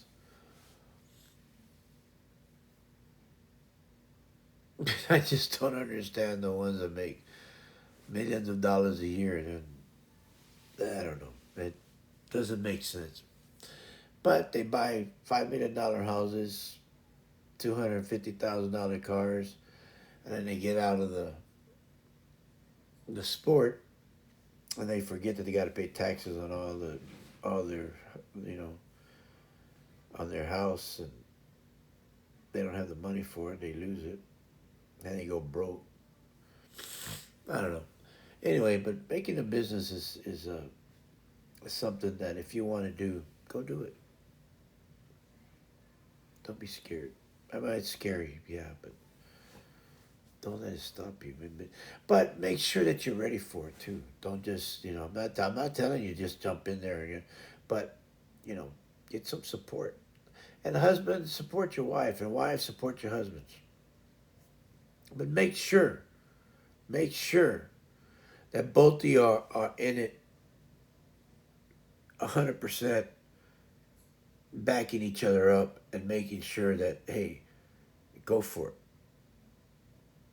That's one thing I gotta say about my wife. She was 100% behind me, and we made it work. And she was working at the time when I started the shop, and then later on she quit her job and she went to the shop because the shop started making money, well, making enough money to support both of us.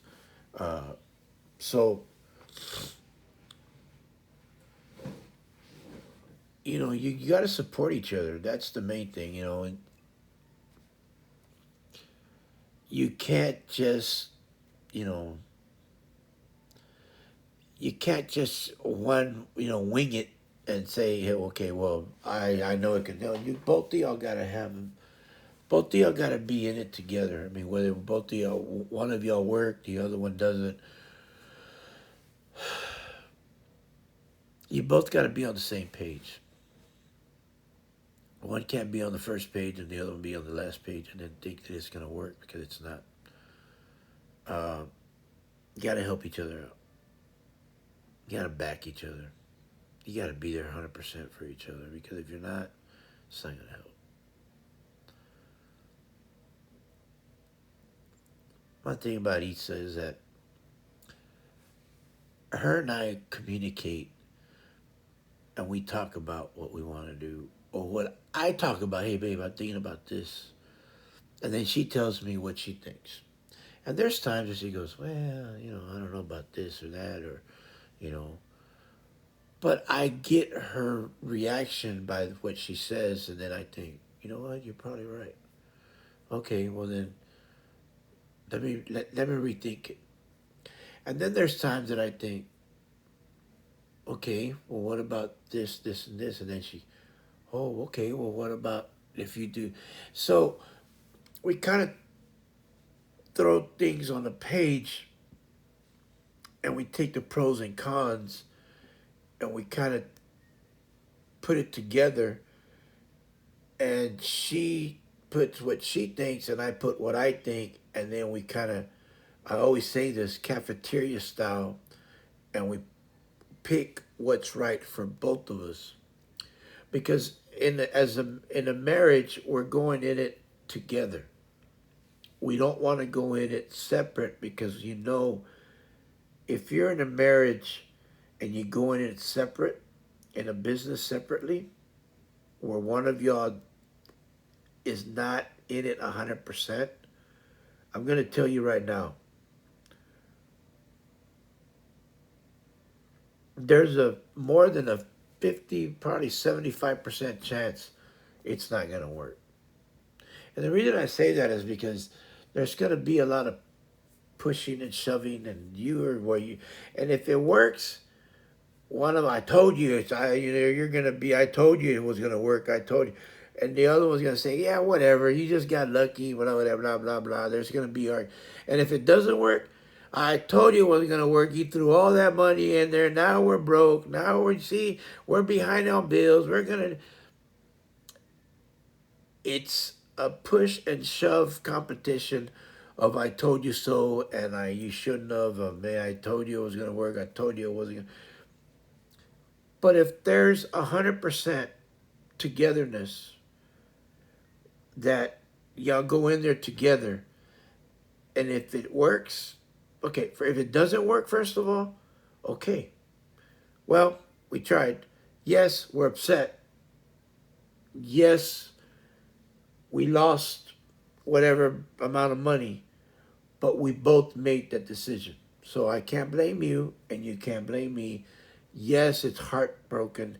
Yes, it didn't work. We tried it, but I mean, what did we do wrong? You go back to the drawing board if that's what you want to do. We tweak a little few things. We do this. But at the time, maybe it didn't work. Maybe it's not working, but you're still tweaking things, okay? There might be hope for it. Or maybe it's not working, and maybe you're still, you know, before it goes down, you're like, hey, you know what? Let's cut our losses and get out. Okay, we're broken even. Shut it down. Boom. We're going to shut the business down. It's not really working, but all our money that we put into it, we got out of it. Let's get out of here. Boom, it's done. We're closing. Okay, maybe that'll happen. But y'all both are seeing eye to eye. Hey, babe, you know what? It's not really working. You know, or, hey, we're doing okay. Man, this is really working out. I think we did a good decision on here. See, so it works out a little better when both of you talk it out. And if you're not ready for it, you're gonna, well, you know what? I don't think we're quite ready there. I don't think we're quite there yet. Let's pay a few more bills off, and then we can get there. There's never really a good time to start. I'll tell you that now. But you can be smart about it. You know, hey, you know what? It's not ready yet, but I'm gonna put another $100 over here where we're saving in the nest over here for the business. We're gonna throw another $50 over here. We're gonna throw another $500. I got an extra $1,000. So you're building it. You know you're gonna do it, but you're building it. And when we get to this goal, we need so much amount. We get to this goal, we're gonna do it. We're gonna do it, but we need so much money. So you're gonna do the business, but you already set your goal that you need so much money. I need $10,000 to start the business. Okay. Well, right now we have $6,000, or we have $2,000, whatever the money, whatever. I'm just throwing numbers out there. So you start throwing, but you know that. Well, you know what? We still have this bill over here that it's really caught my eye. But can we bring this down a little bit more? Sure. Okay. You know what? You're probably right. So we're throwing a little bit of money over here. Okay, months go by, this bill's going down low. Hey, you know what? We're gonna throw another 1,000 over here. Okay, we're up to $3,000. We're up to $4,000. Cool. All right. So now you're seeing this bill go down and this savings going up, and then you're going, hey, you know what? We're at 10,000 over here, and this bill really went down, or it's almost paid off. Are you ready? Okay, yeah, scary. Yeah, it's really scary. I know it is, yeah. And that's how Eats and I did it. Man, when we saw that shop, it was like, oh my God. We even took our mother-in-law and father-in-law over there. We took them over there. They saw the shop. Oh my God, it was like nerve-wracking. It was like, God, it's perfect. We walked in. This is gonna be the counter where everybody comes in. This is gonna be We put a rack here. We put the shirt. Oh, this room is perfect. I'm gonna put right here. I'm gonna put the leaders. I'm gonna put shirts here. I'm gonna put the caps right here. Put more shirt. Oh man, this is perfect right here. Look at that right here. Oh my God, this is another place here. This is what we're gonna do. The back one. Oh man, this is perfect. We're gonna put the silkscreen machine back here. We're gonna put. My God, it was like it's meant to be. Then we went out to the other side. Oh, there's another part over here, man. We can put this over here. Oh, it was like, God, this is perfect. It's perfect. We can do it. We can work it out. We can work this out. This is awesome. Uh,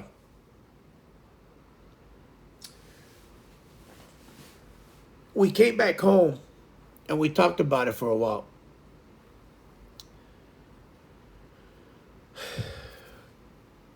So we did it. We did we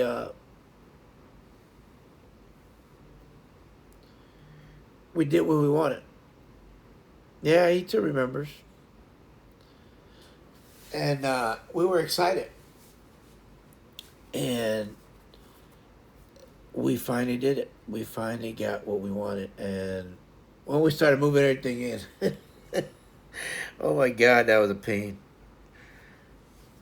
And we started our business. We took everything we had here and we took it over there. And there we were. We were opening up. Uh, then we did our sign. We did everything. We did all that good stuff, and we made it happen. And uh, it wasn't the easiest thing to do, but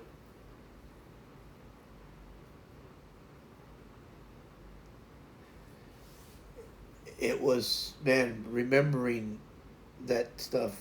Remembering it is, Right Track Productions for, will, you know, always doing right by your business. That was our logo. That was our our little saying. Always doing right by your business. No, always putting. What was it? Always putting you right on track. Right, right track productions. Always putting you right on track, and back on track. And I had a train. That was our thing. It was our train, and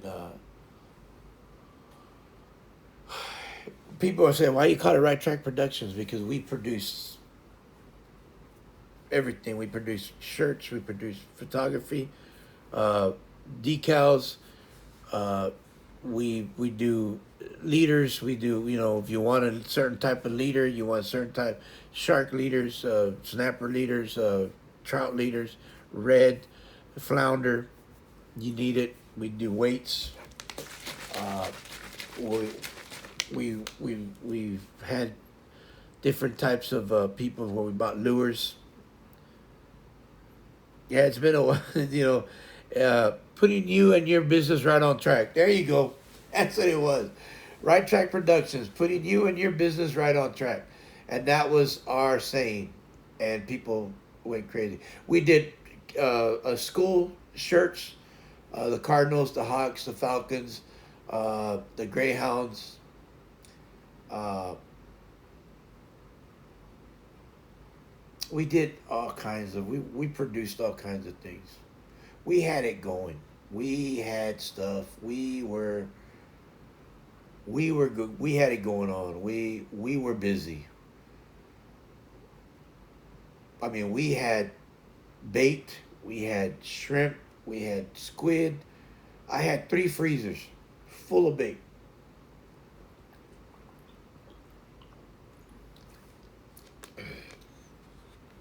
Man, I had it full of bait. I sold 200 to 300 packs of bait. I mean, free bags of bait a week. I was buying. I was also going out and getting bait. I'd throw the cast net and I'd pick up bait. I had to get a bait license. We had sports photography. We did baseball pictures, football, basketball. Yeah, we did all that. wedding photography, Sweet 16, quinceañera photography. Uh, we did all that. We did productions. We did teams. We even did proms. Remember that prom? High school proms. We would go do high school proms. And then we would do everything on Kodak paper. We would buy all the paper. We'd do all that. We'd cut it. We everything gloss, matte, whatever you wanted. We would do it for you. That's what we would do. That's what we would do. We would do all that stuff because that's what we did. Uh, I remember I was taking care of Christian, and Itza and her sister went to go do a prom, and they had a blast. Yeah, they had a blast. You remember that, love?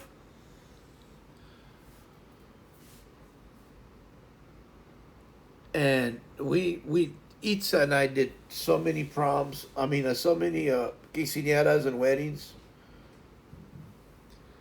We could probably do that again. And Salma went, yeah, I remember. Okay, that's right, I remember. And we could probably do that again if we wanted to. We could probably start doing photography again. People were charging $5,000 to $6,000 for that. We were charging 1,500, 1,500 to $2,000, while people were charging 5,000. And then they would compare us to the 5,000, and they thought we should have been charging 5,000 to $10,000 for weddings. And we would go to the most elegant places in these weddings here, and we did weddings where they had uh, horses, where they would take the lady in a big old like Cinderella carriage, and here I am with a camera following, walking by the horse, right, keeping up with the horse while I'm filming, and I'm talking with the expensive camera, filming the bride going on this horse carriage. It was just amazing, and these people, or they were hiring us left and right. We did we did brother, well, I mean, sisters. We did nieces. Once we did one, everybody wanted us to do their quinceañeras, which is a 15-year-old young lady, Mexican young lady turning 15, quinceañera turning into a young lady. We did so many of those. We had the tripods on wheels where Itza would take pictures, and I would just, while they were daddy daughter dance, whether it was the wedding or the quinceañera, the mother son dance, and I would just be, and Itza was taking pictures, and we would give them 200 pictures printed, and the rest of them on a CD, while everybody else would just give them maybe 50 pictures and nothing on a CD. We would give them everything. We would give them so much more for what they were paying, and they would tell everybody. And we were making, and we were doing some on Friday, Saturday. We would do two. Sometimes they would. There was times. I think there was one time we did two on Friday and two on Saturday. So I had to hire other people from the class, from the school, to help us out, and I paid them to come take pictures and that. So Itza would go with one, and then I would go with the other one. So we were busy. We were busy, and we would take a lot of pictures. We would take picture after picture. We had the top cameras that you could buy. We still have them now. Uh, you'd be surprised. I mean, it was just awesome.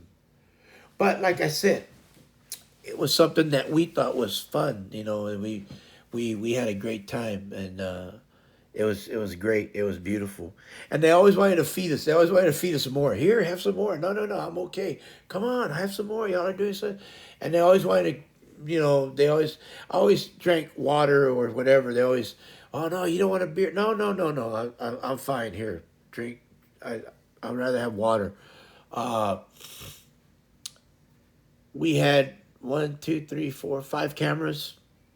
Uh, I'm talking video cameras. We had three,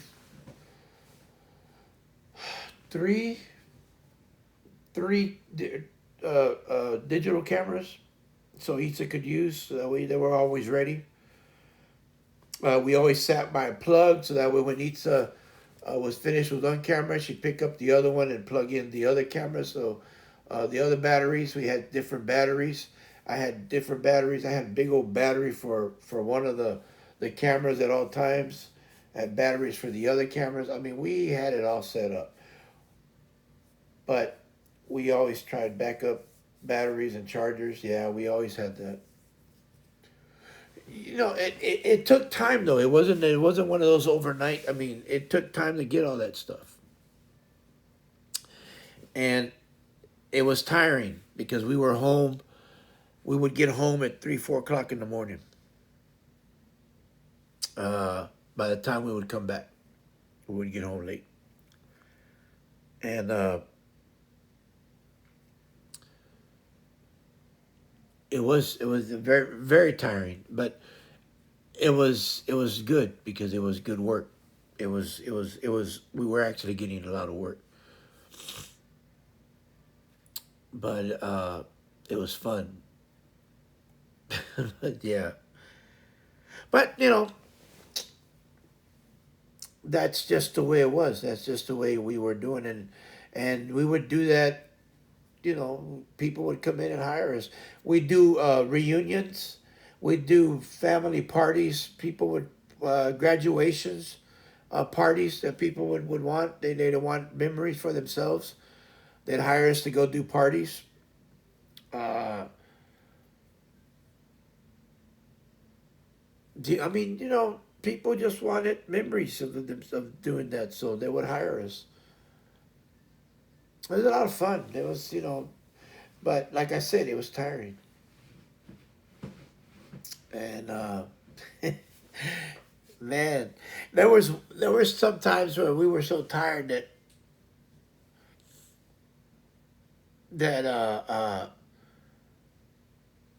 people would just keep calling, and they'd come and they'd just say, "Please, I don't want anybody else but y'all to do it," and I'd be like, but we couldn't say no. I mean, it was like, okay, we'll go do, and that created even more business because more people would come in it, and I would laugh at each of them. And this is breaking into my fishing, and we would laugh and joke around, but it was good though. It was good. It was good. So, like I always say, when that wave is high, you got to keep riding it. Ride the wave. Ride the wave. So, if that wave is good for you during business, keep it up and save what you can. That's what we did. And everything we bought for the business, we bought it cash. A lot of the stuff. Not everything, because some big ticket items, uh, we did buy it on credit, and then we paid it off. But we paid off more monthly, so we could pay it off faster. But we bought most of our stuff on we paid it off in cash. You know, uh, because we didn't want to have anything. How do you say it? We didn't want to have anything to owe anything, because it was something that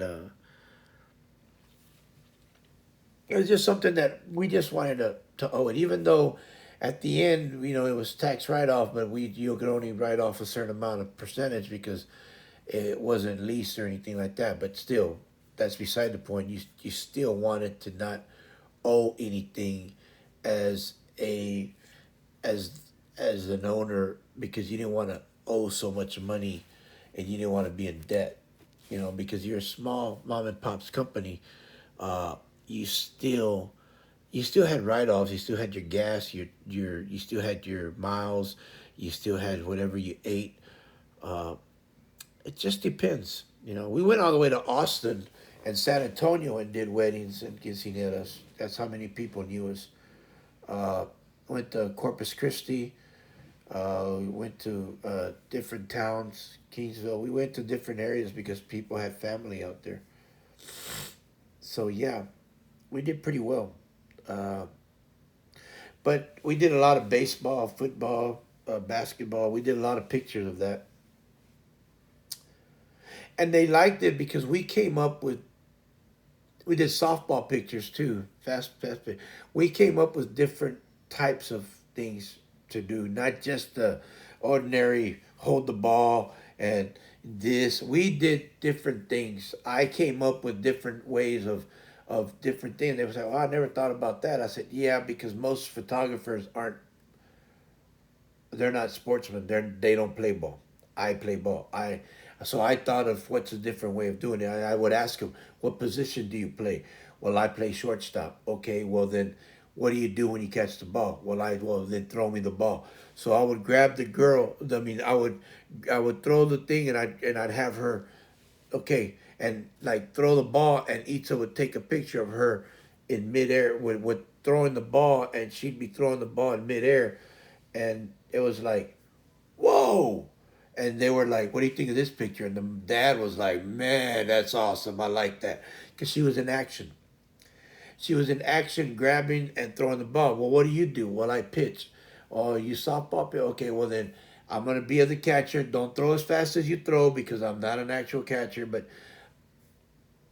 throw the ball to me. So Itza would do the fast, the on the fast, and then they'd see a few pictures, and then they'd see her go, and they'd pick one where she's throwing, a fast pitch, and they'd see her where the ball was coming out of her hand, and they were like, "Oh my God!" Yes, it would take a little longer, but they were satisfied with the pictures. So then we were getting on like, "Wow, man, these guys do a little bit, not the, oh, hold the ball here, or I'm a pitcher, hold the ball here." No, let's get excited, man. Oh, I'm a catcher. Okay, well then I'm gonna throw the ball to you, and she's the catcher, and then Ito would try to grab that catcher catching the ball, boom, And I would just throw the ball like that to her. I wouldn't pitch the ball to her. I would throw the ball to her, and she'd be like that without her catcher's mitt. I mean, without her helmet, and then she'd catch the ball, and the ball's coming at her, and then you can still see her face. So it's just different ways of doing things. You got to think outside the box. So think outside the box, people. Think outside the box.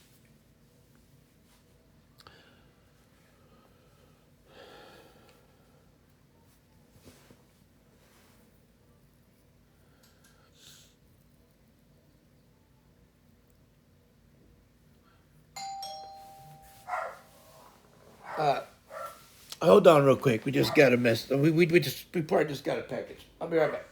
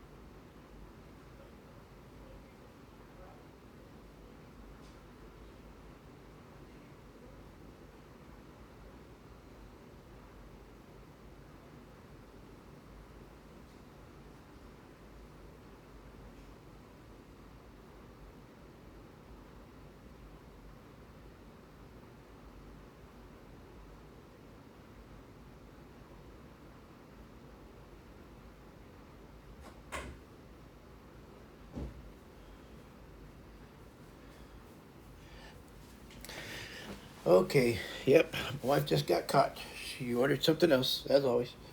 I'm just kidding. Package came in, so anyway, but uh, I know. Yeah, like Red said, purchase everything with cash so that I didn't owe anything. Yeah, you see, and I'm sorry that I did the same with my soap business. Yeah, sorry I missed that, Red. Uh, and I'm sorry I missed that action shots. Yeah, exactly. That's the best thing to do, so you don't owe so much from the business, and that is so true, Red. Because I think where people laugh makes it seem like I ordered something and didn't tell you. You didn't tell me about that. I'm just kidding. It's for her dance. It's for her dance for her let's dance or what's it called? Whatever dance thing. Anyway, it is so true. I think sometimes when we have a business, uh, no worry, Atlas got a new toy. Lawnmower from Denver, and I'm making sure he doesn't mow over the cat with his excitement. Oh, I remember when Kristen got one of those, babe, the lawnmower.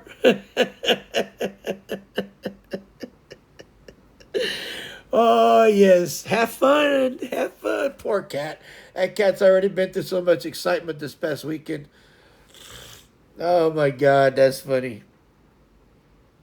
That poor cat's probably going, God, first there was two of you, now there's a lawnmower. Oh, when is this gonna end? Sorry, cat, it's just beginning. Yeah, but like I said, paying cash for everything is great because and it's crazy we're talking about this because yesterday we were watching uh after our stream, Itza put it on.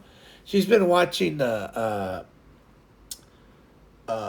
old Sabrina, the Teenage Witch, on Hulu, and we've been, I've been watching off and on, and we were watching one where she gets a new credit card, and she said, and Itza says, "Really? She just got the credit card with it's hilarious because the cat sees him coming from across the house and it's gone before."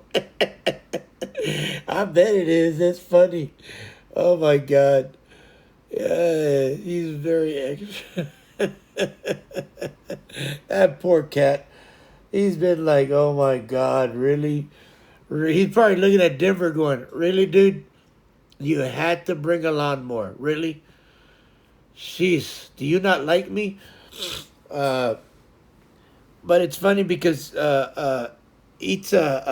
we're watching that show and that girl gets a credit card and Itza goes, they just got the credit card. Yeah, back in the days, they just used to send you back in my time, in the 80s, they used to send you a card and they didn't send you, now they send you a card where a paper where you have to fill it out. I said, back then, they just used to send you a card with how much it's going to be, 500,000, 5,000, whatever, depending on your credit score. I said, and then if you used it, you use it. Yeah, I'm the cat's favorite for a reason. I can see why, Denver. Oh my God, that's funny. Um, Denver's probably laughing right now, going, "Yep, put another, put another mark on me on that cat." Oh man, that poor cat. That poor cat's going, dude. I'm down to like 7 lives right now, so somebody help me. Uh, but yeah, on that paying cash, I think it's better because I like we were watching that show and she was just buying everything on credit, and then at the end, of course, I told Ita, I said that's where people get messed up on. We credit cards are good for some things, but not there. At the end, they come out to bite you in the behind because it's not it's not good. Uh, it's better if you just pay cash for everything. Uh, yes, Eats and I have a credit card, but we use it. We got smarter. Uh, we got more adult with it because we don't use it. Actually, we probably don't use it at all. We use everything. Uh, we pay everything cash. Reason being is because we don't need. If we look at something, and I tell her I don't need that. I really don't need that, and I really don't. There's things that we don't really need, and we don't. We don't need it. Uh, there's some things that you think you need, but you don't need. You want them, but you don't need them. And I think that in business, there's things that we do need, but we need to save for it, and then we can buy it. You know, uh, the one thing we did need when we first started was a computer. Uh, Another computer. Well, because we had one here at the house, but it was like, that one was like, oh my god, dude, this is like older than dirt. So we needed one that was pretty good. So I bought Itza a laptop, and that's what she needed. So we needed a laptop, and so we got a laptop, but only because Itza was doing a lot of the Corel Draw and the she needed to take it back and forth. So uh, we bought that, and we had to buy Corel Draw. So that was something that we had to buy because it had to be licensed. So that was very important. We had already saved up money for that. We knew we needed to get another. We had another software, but that software worked good. But we knew we needed Corel Draw, so we needed to buy that too.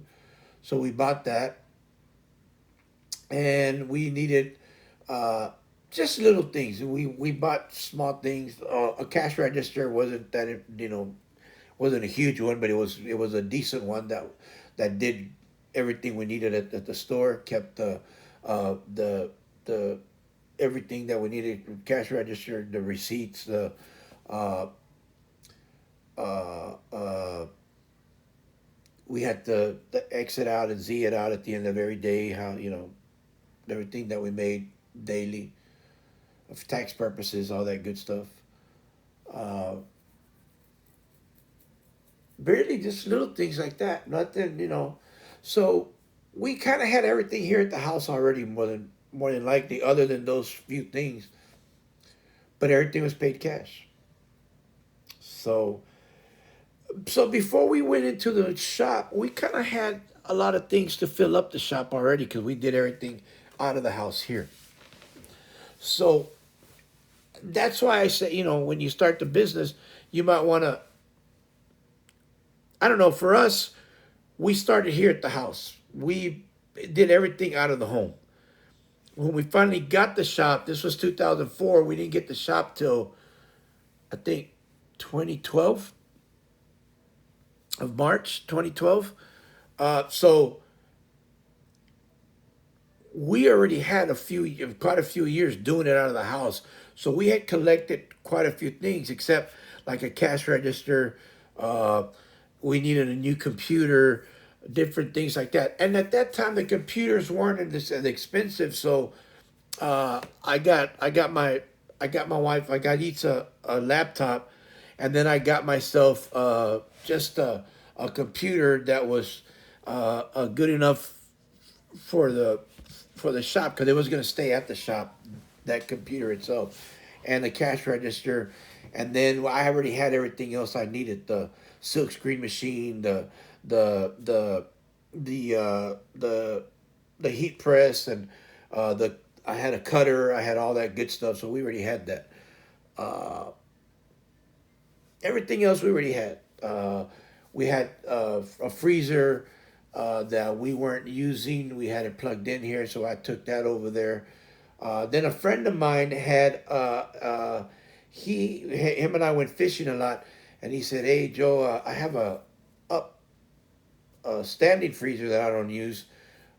You want it?" I said, "You giving it to me?" He goes, "Yeah, dude. I need it out of the house." I said, "All right, I want out of the thing. My wife don't want it." So he gave me that freezer. It didn't have a handle, so I drilled the hole and I put just a regular handle on it, and it worked. So that was another freezer. And then another guy sold me another freezer for $50 that was very cheap. It was a clamshell freezer, and I ended up having three freezers. So that's when I started going out and throwing the cast net and getting mullet and shad and uh, then I started buying from a shrimper that I knew.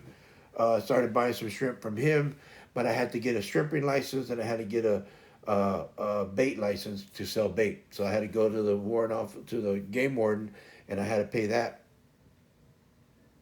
And that worked out perfect because after I did that, I had game wardens come to the shop to check if I had the license, and I didn't. It didn't matter to me because I had to.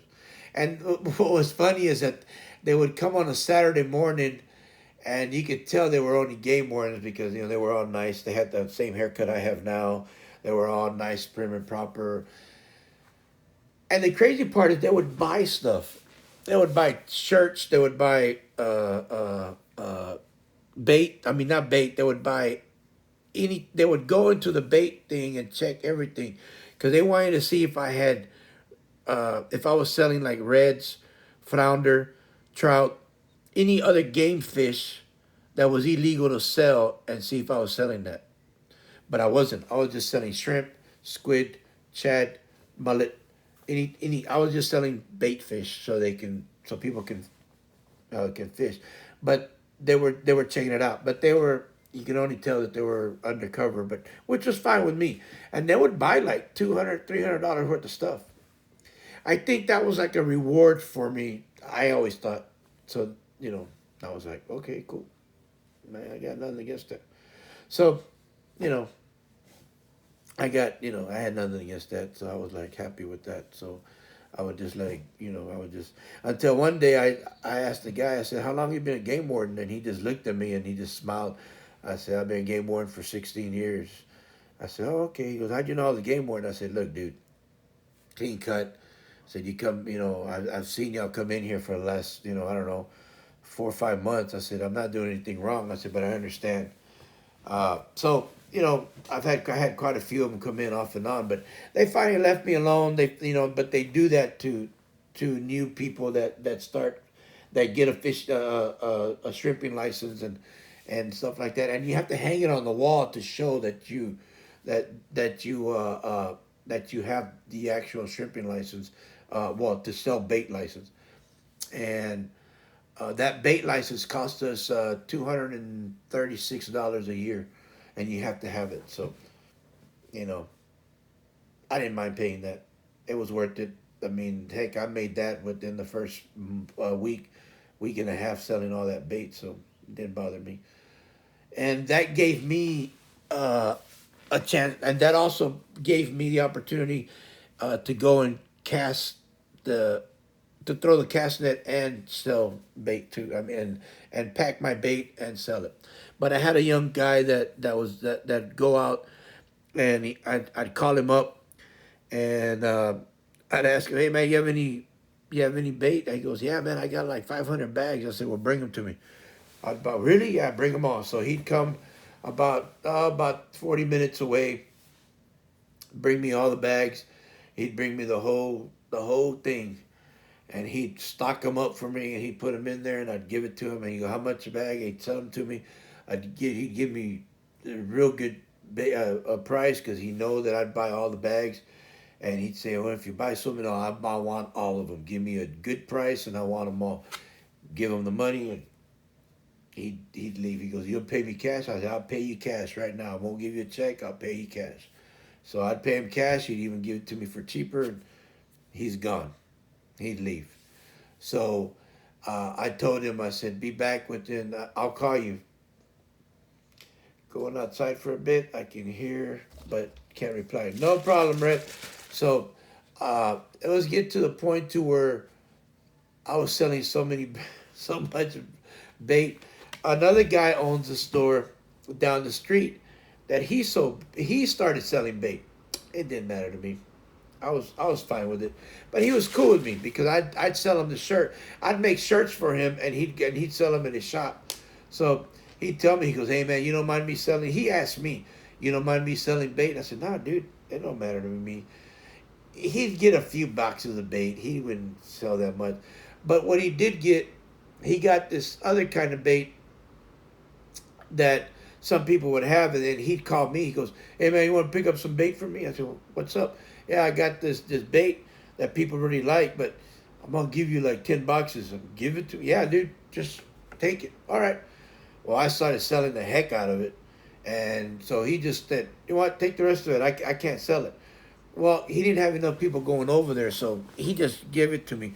But he knew I'd always give him good prices on the shirt. He was one of the first guys that I sold shirts to, and I sold him shirts all the time. But I'd sell the shirts to him, and he'd sell the shirts in his shop. So I'd give him a real good price because he'd resell them. So, he was one of the first sellers that I ever went to, and he was a good guy. He still calls me today, asks me if I'm making shirts. I tell him no. So he had to find somebody else, and they charge him more money now. But and his name's Joe. Yeah, the same name I do. Uh, but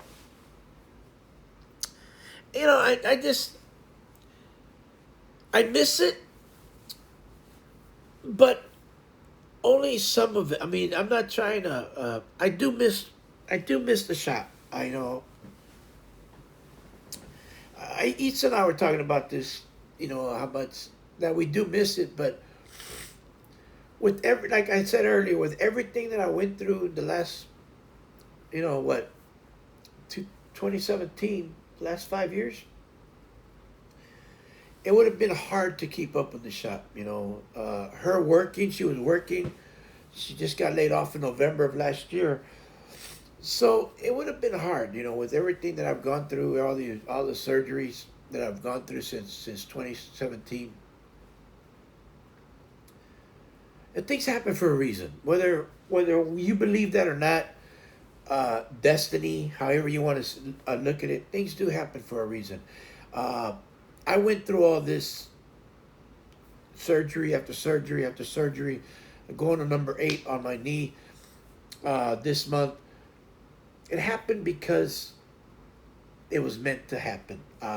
Closing down the shop, no more getting up early in the morning, selling at 4 o'clock in the morning. I used to have people call me the day before, "Hey, I'm going fishing tomorrow. Will you be there?" "Yeah, I'll be there at 4 o'clock in the morning.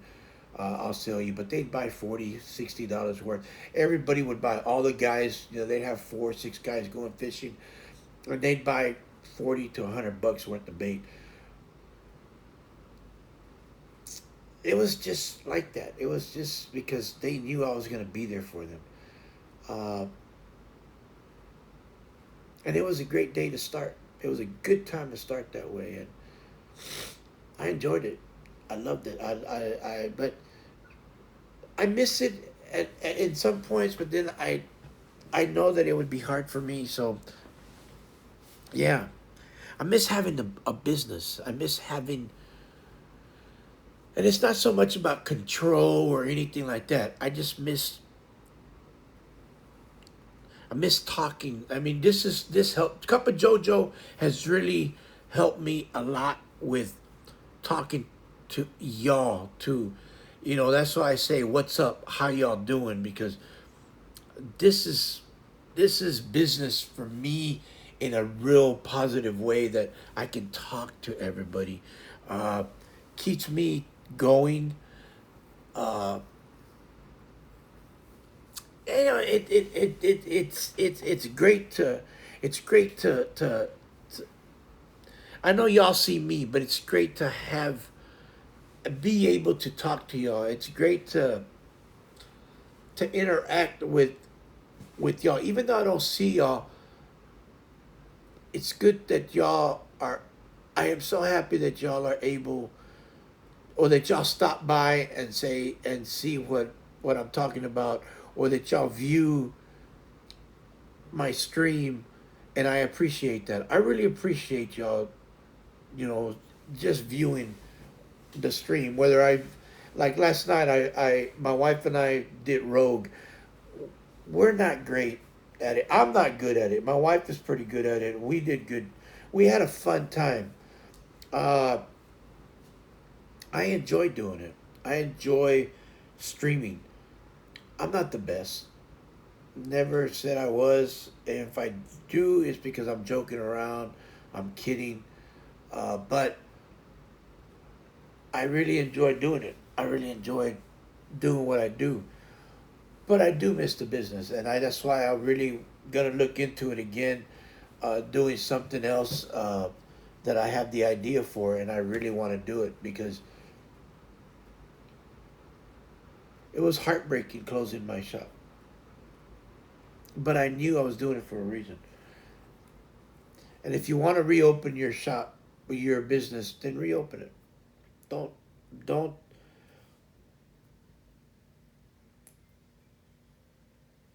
don't stop because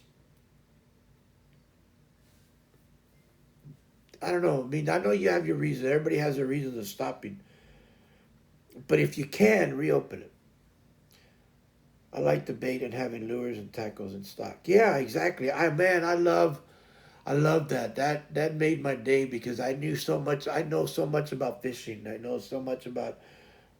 I, I didn't know how much I knew about fishing and how much it brought back my dad in my heart and in my mind until we became more of a fishing and a bait and fishing store than anything else. Bait and fishing and lures, the tackle, it became more of a tackle shop than anything else, but we still had everything else that we did.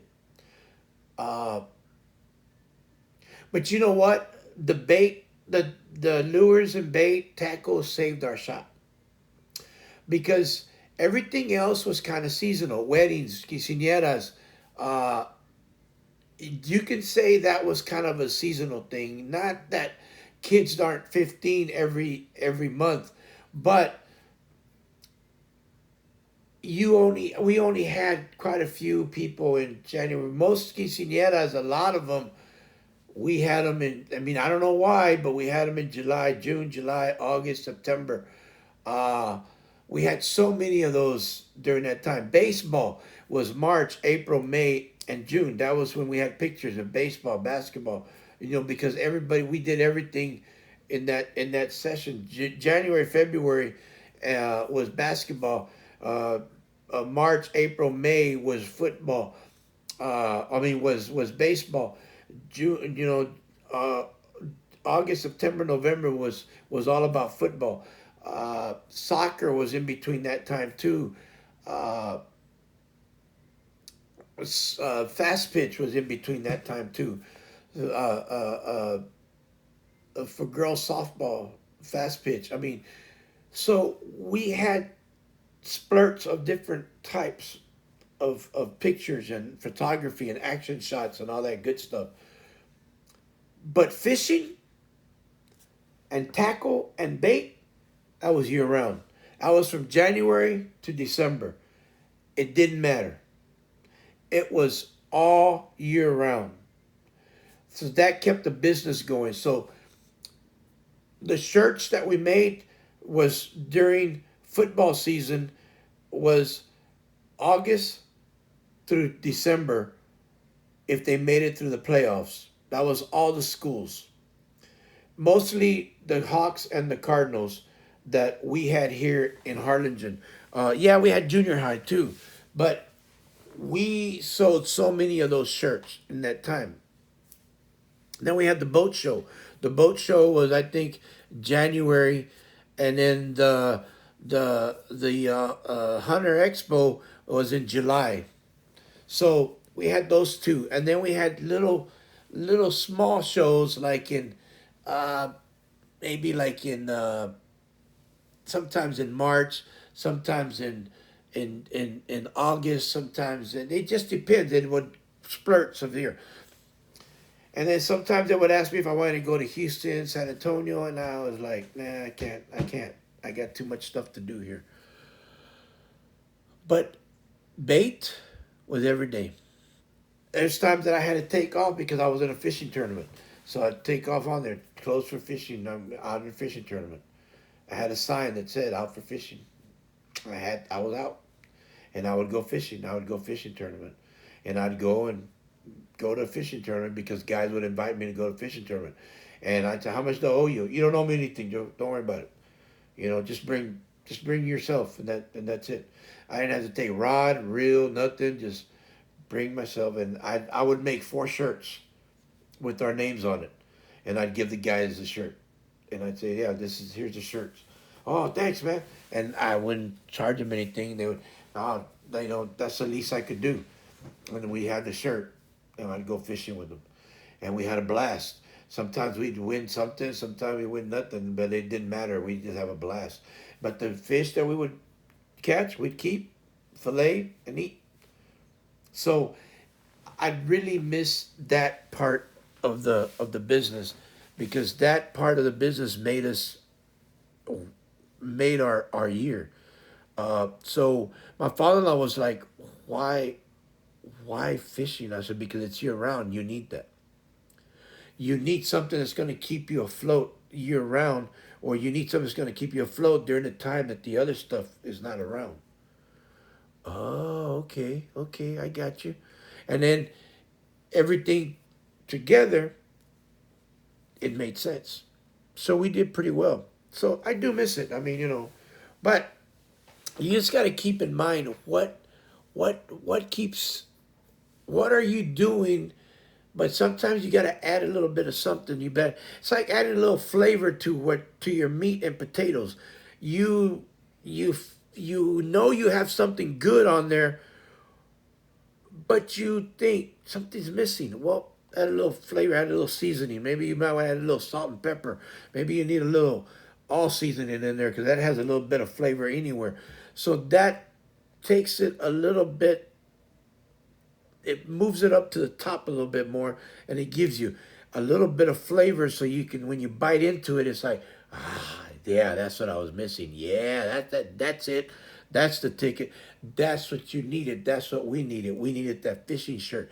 We needed those fishing shirts. We needed those guides that came in and said, "Hey, can you make me shirts for my guide? Because every time I take people fishing, I give them a shirt with my name on it.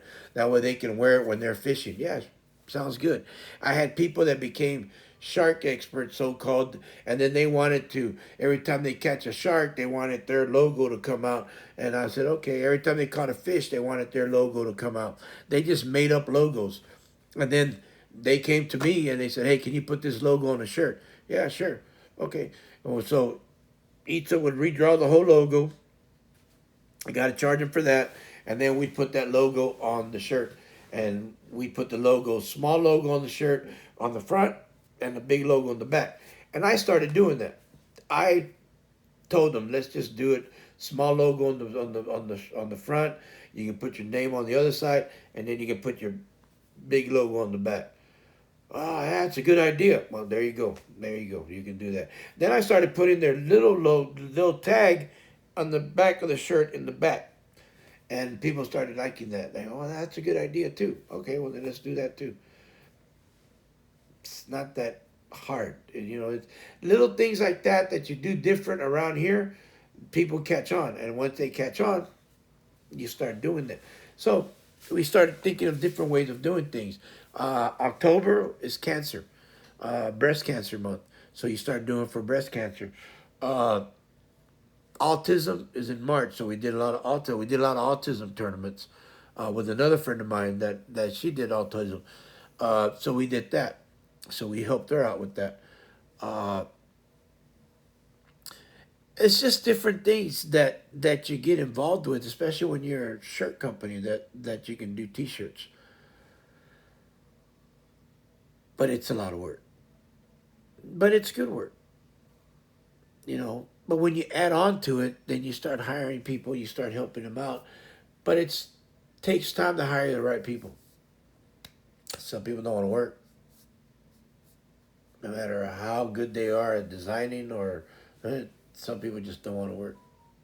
And you just get rid of them. You just tell them it's not enough work for anybody. So you just, it's hard because it's like some of these people don't want to work. Then you got good people that do want to work, and they, you teach them, and you're hoping, and then they go elsewhere, which is fine.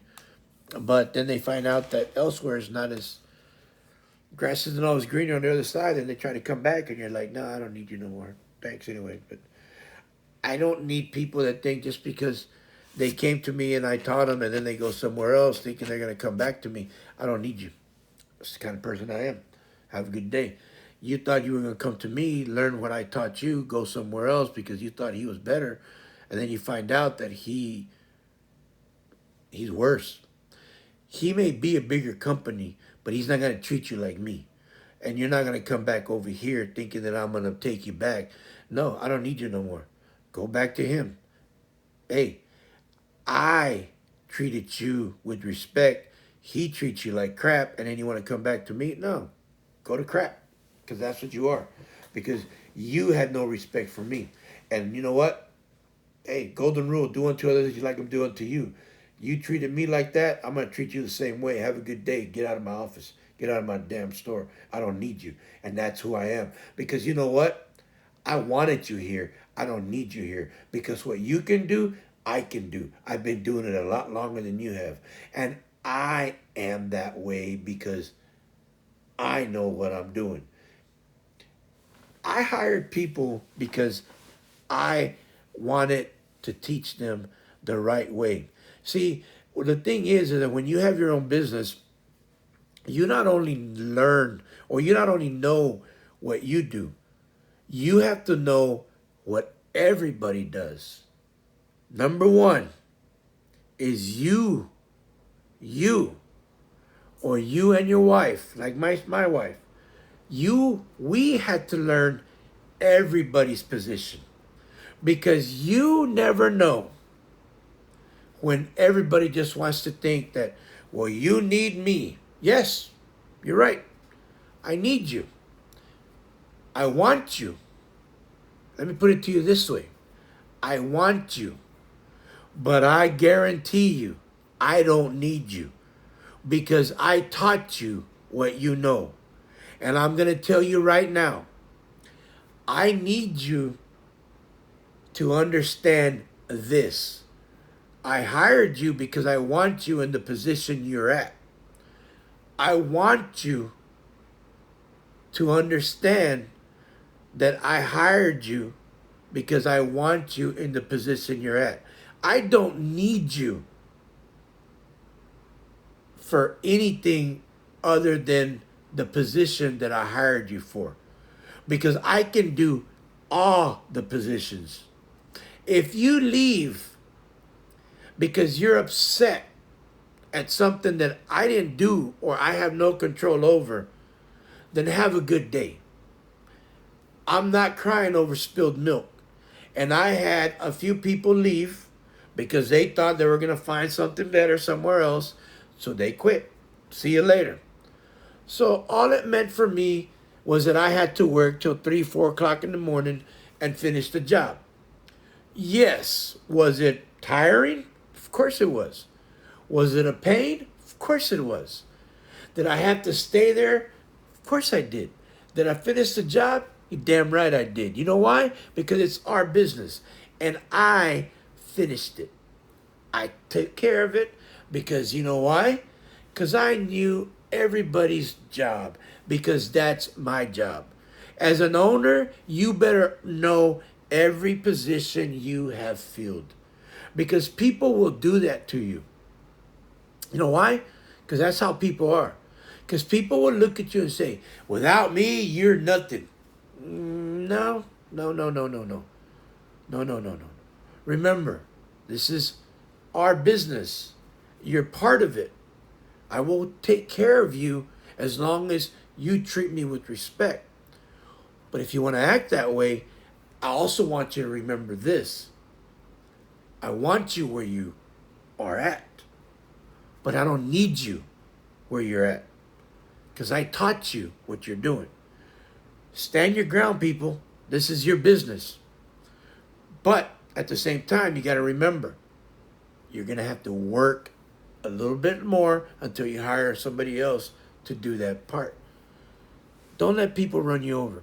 It's your business. You take care of your baby. This is your baby, just like your son, your daughter, your wife, your husband. You take care of it. Stand your ground because people are going to challenge you. Now, you probably understand what she or he's upset about. You might understand. You go, okay, she's upset about this or he's upset about that, and you've already one or two things like me. I've already discussed it with them. I've already told them, and there was times where I had already talked to them. They're not gonna straighten out. You know what? I'm not gonna deal with you. But I showed them. I didn't need them. I wanted them, but I didn't need them. There's a difference. So stand your ground, be strong, but first of all, know what's going on and know your business. People found out very early that I knew every station or everything that I did. Because they would come up and I would look at their job and no, hold on. You're doing that wrong. What do you mean? You see that right there? They're right there. No, that's not the way it goes. Turn it. No, turn it counterclockwise. A little bit to right there. Now do it. Oh, wow, that's.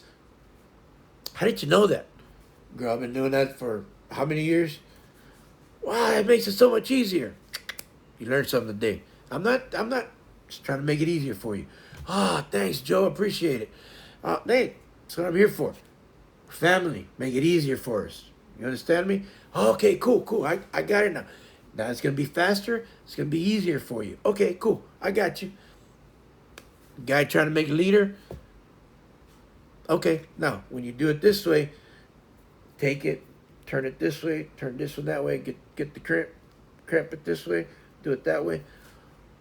Dude, so much quicker. Yeah, exactly. But it's okay. The way you were doing it was okay, but if you do it this way, oh, okay, cool. I got you. Where'd you learn that from? Another guy taught me that because I was doing it this way. And oh, okay. You gotta learn. Even me, an old man. Hey, I can still learn from older people. I can still learn from a younger guy too. This guy, he knows what he's doing, so he taught me. Oh, okay, cool. Then you got some of them that, I know everything. All right, fine. But I still need 500 of those by the end of the week. So, and by the end of the week, he finally, but you let them learn, live and learn, and then you go and help them out, and then, they, oh man, I'm sorry. No, dude, it's okay. But I let you so you could understand. Okay, cool. And some of them will, hey man, I'm sorry. No, dude, it's okay. We'll figure it out. I had one guy one time, he was walking, pacing back and forth, and he messed up a shirt, right? He didn't know how to tell me. So I go back there and I don't hear the machine running and I'm going, uh-oh, something happened. So I go to the back and I say, hey, what's going on, man? He goes, man, dude. I said, you messed up a shirt, right? He goes, yeah. I said, come here, man. Let me show you something. And I opened the door. There's another little door. I opened the door. I said, you see all those shirts right there? He goes, yeah. I said, you see that box in there? You see that box right there? Inside that box right there? He goes, you see that shirt? You see that box? He goes, yeah. I said, these are all my mistakes, man. Those are my mistakes. Don't worry about it. Grab the shirt, put it in there. What size is that? I forgot what he said. I think he said it's a medium or a large. Go look for another medium, grab it, do it again. Oh, dude, I thought you were going to get mad at me. Thought you were going to fire me. I said, dude, live and learn, man. Don't worry about it. He was so freaked out that he thought, I said, dude, these shirts right here are if you spill Coke on you, coffee, water, whatever. If you find something, if it fits you, take off your shirt and put it in a bag, whatever, take it home. But keep that shirt. It's a messed up shirt. The logo's messed up, whatever. You can keep it. You can use it for fishing. You can use it for whatever. You know, don't worry about it, man. Take it home with you. These are shirts that I use here at the shop when if I'm gonna paint something, whatever. You know, if I find one that fits me, you know, and I would laugh at that. If you mess something up, mess up a 2X so I can wear it. And he'd laugh, and we were joking around, and he goes, "Man, I thought you were." I said, "We learn, man. It's okay. Don't worry about it." After that, he was like, "Whew, man, I'm glad you're not mad." I said, "No, dude, that's okay." So you see, yes, I am very forward. I will tell you exactly what I think, but I'm also understanding because I understand that when I was learning, I messed up a lot of things. But that's how you learn. But that's how you learn every position. And I would tell these guys, hey, if you're finished here, go help. Go help her. Go help him. Help each other. That way you can learn every station. Because if you learned everybody's station, then you're better as an employee because now you can be able to go from one place to another. Don't be scared to go learn somebody else's position. It's okay here. I'm not going to be one of those, hey, Ward, what are you doing over there? If there's something dirty, grab a broom, sweep it out. It's okay. I'm the janitor. I'm the guy. I'm the trash man. I'm everybody here. I put different caps here. I take one off and put another one on. So don't be afraid. It's okay. Oh, okay. Okay, Joe. Okay, okay. We finally found a good crew and we finally got it together. But some people just want to be hard headed. And I know because I used to be like that. I was like that. I thought I was the guy that you're gonna need me, and they didn't need me because they don't. We're a dime a dozen. You know, what's that thing that Rambo says in the first in Rambo 2? You know, that girl asked her what what means expendable, and what does Rocky say? I mean, and what does Rambo says? Well, when you're invited to a party, if you don't show up, nobody doesn't really matter. I never understood that, but then you think about it. Yeah, you're invited to a party, and if you don't show up, it doesn't really matter because nobody cares if you came or not. Because we're a dime a dozen. You get fired, it doesn't really matter. My wife says, "Oh no, hey, how you doing? It's Marie 582. What's going on? How you doing, baby? What's going on, Papa Jojo? Let me come in, you know. Hey, yo, Adrian, how you doing over there? Hey, don't get mad at me. Itza's over here, you know. How you doing? Hey, where's Phantom at? Hey, what's going on? Hey, Phantom not here today. What's going on over here? A little help? Hey, I owe you." Hey, anyway, but yeah, my wife likes old Rambo. But anyway, I just wanted to let you know that sometimes when we're working, when we're working, we just gotta be willing to learn other positions if they let you in that corporation. Don't be afraid, especially a mom and pop store. Mom and pop stores, a lot of mom and pop stores want you to learn, but in our shop, we were able to do that. We were able to help each other out. But like I said, I used to be one of those guys that thought that, well, you need me, and I was young. I was young. I knew what I was doing, but I just thought that I was, we all think that way. I think with one time or another, we sometimes think that way. And then I got older and I started realizing that the more I know about the company, the more, what's that word? Uh, more of an asset I become to the company because I figured out that they like you're versatile. You become more handy to them because they can put you in different areas, and become you become more of a well, you become a better employee first of all, but now it's like, hey, who can run this machine? Well, Joe can. Well, what about this machine? Well, yeah, Joe can run it too. Well, damn, how many damn machines can this guy run? He knows just about every machine. How come this guy knows every machine? Because he's not afraid to jump on it. And this guy hasn't gotten a raise yet? No. Well, then call him in. I need to give this boy a raise. Wish it would happen that way, but they would never give you a raise. But still, you learn that they probably won't get rid of you because somebody's going to get sick that runs a certain type of machine, and they're going to need somebody to run it. So you learn, especially in the military, I learned that a lot. You learn not only are you going to be the infantry guy, but you're also going to be a guy that can drive uh, the 5 ton, the deuce and a half, the regular truck, the the the forklift, the 10 pound forklift, the 20 pound forklift, you're gonna learn the rough terrain forklift. Every vehicle that the military has, you're gonna learn to work in the in the in the in the mess hall. You're gonna learn to work. I learned to help everybody.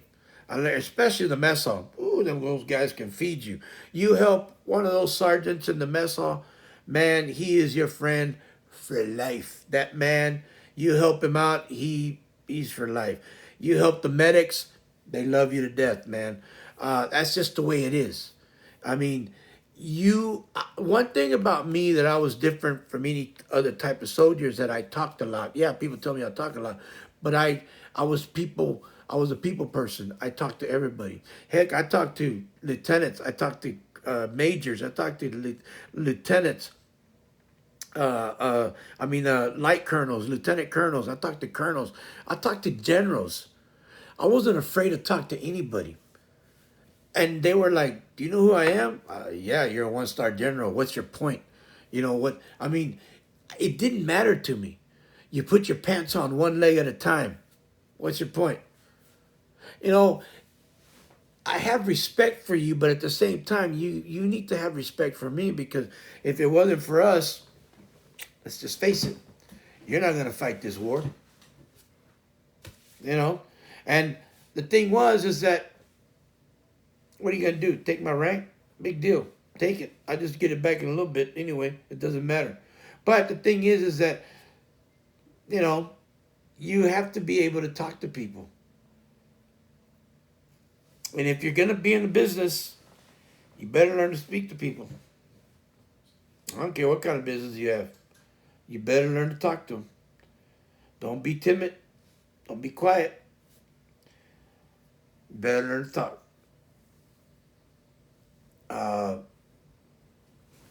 Talk, text, type, whatever. You got to learn to speak to people. That's just the way life goes. You have to learn to talk to them.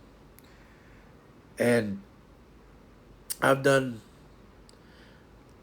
We did well. My wife and I did well. My wife she was very introverted, but then she became very well in sales. There was times where I was in the back and she took care of all the front. She talked to everybody. Heck, I thought it was me up there in the front talking to people.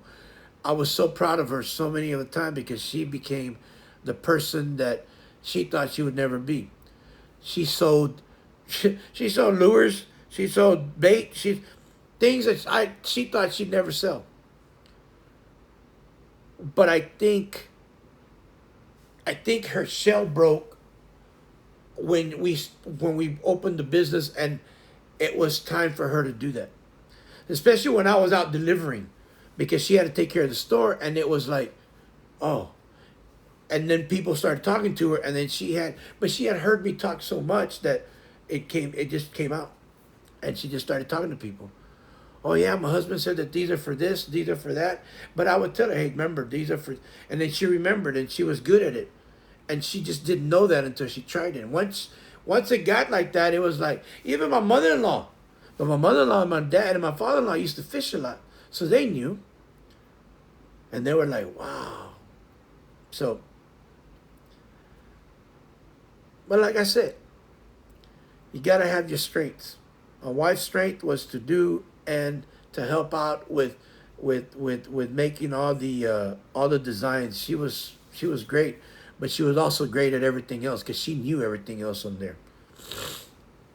And there was a lot of times when her and I, when we first started, we did everything, everything. It was just her and I. That was it. It was just her and I, and we were the only ones that did everything. But that was okay. But anyway, on that note, I will tell y'all thank you for showing up. Thank you for listening. And if you ever want to start a business, hey, go for it. Like I tell you, just make sure y'all support each other if y'all are a couple, or if y'all are just friends, or if y'all are just thinking of getting together and starting to. I don't care if y'all are 2 or 3, 4 or 5 people. Make sure that y'all are in sync with each other. Make sure that y'all are supportive with each other, and all of y'all are on the same page. You can't have 4 people together and one person not in it.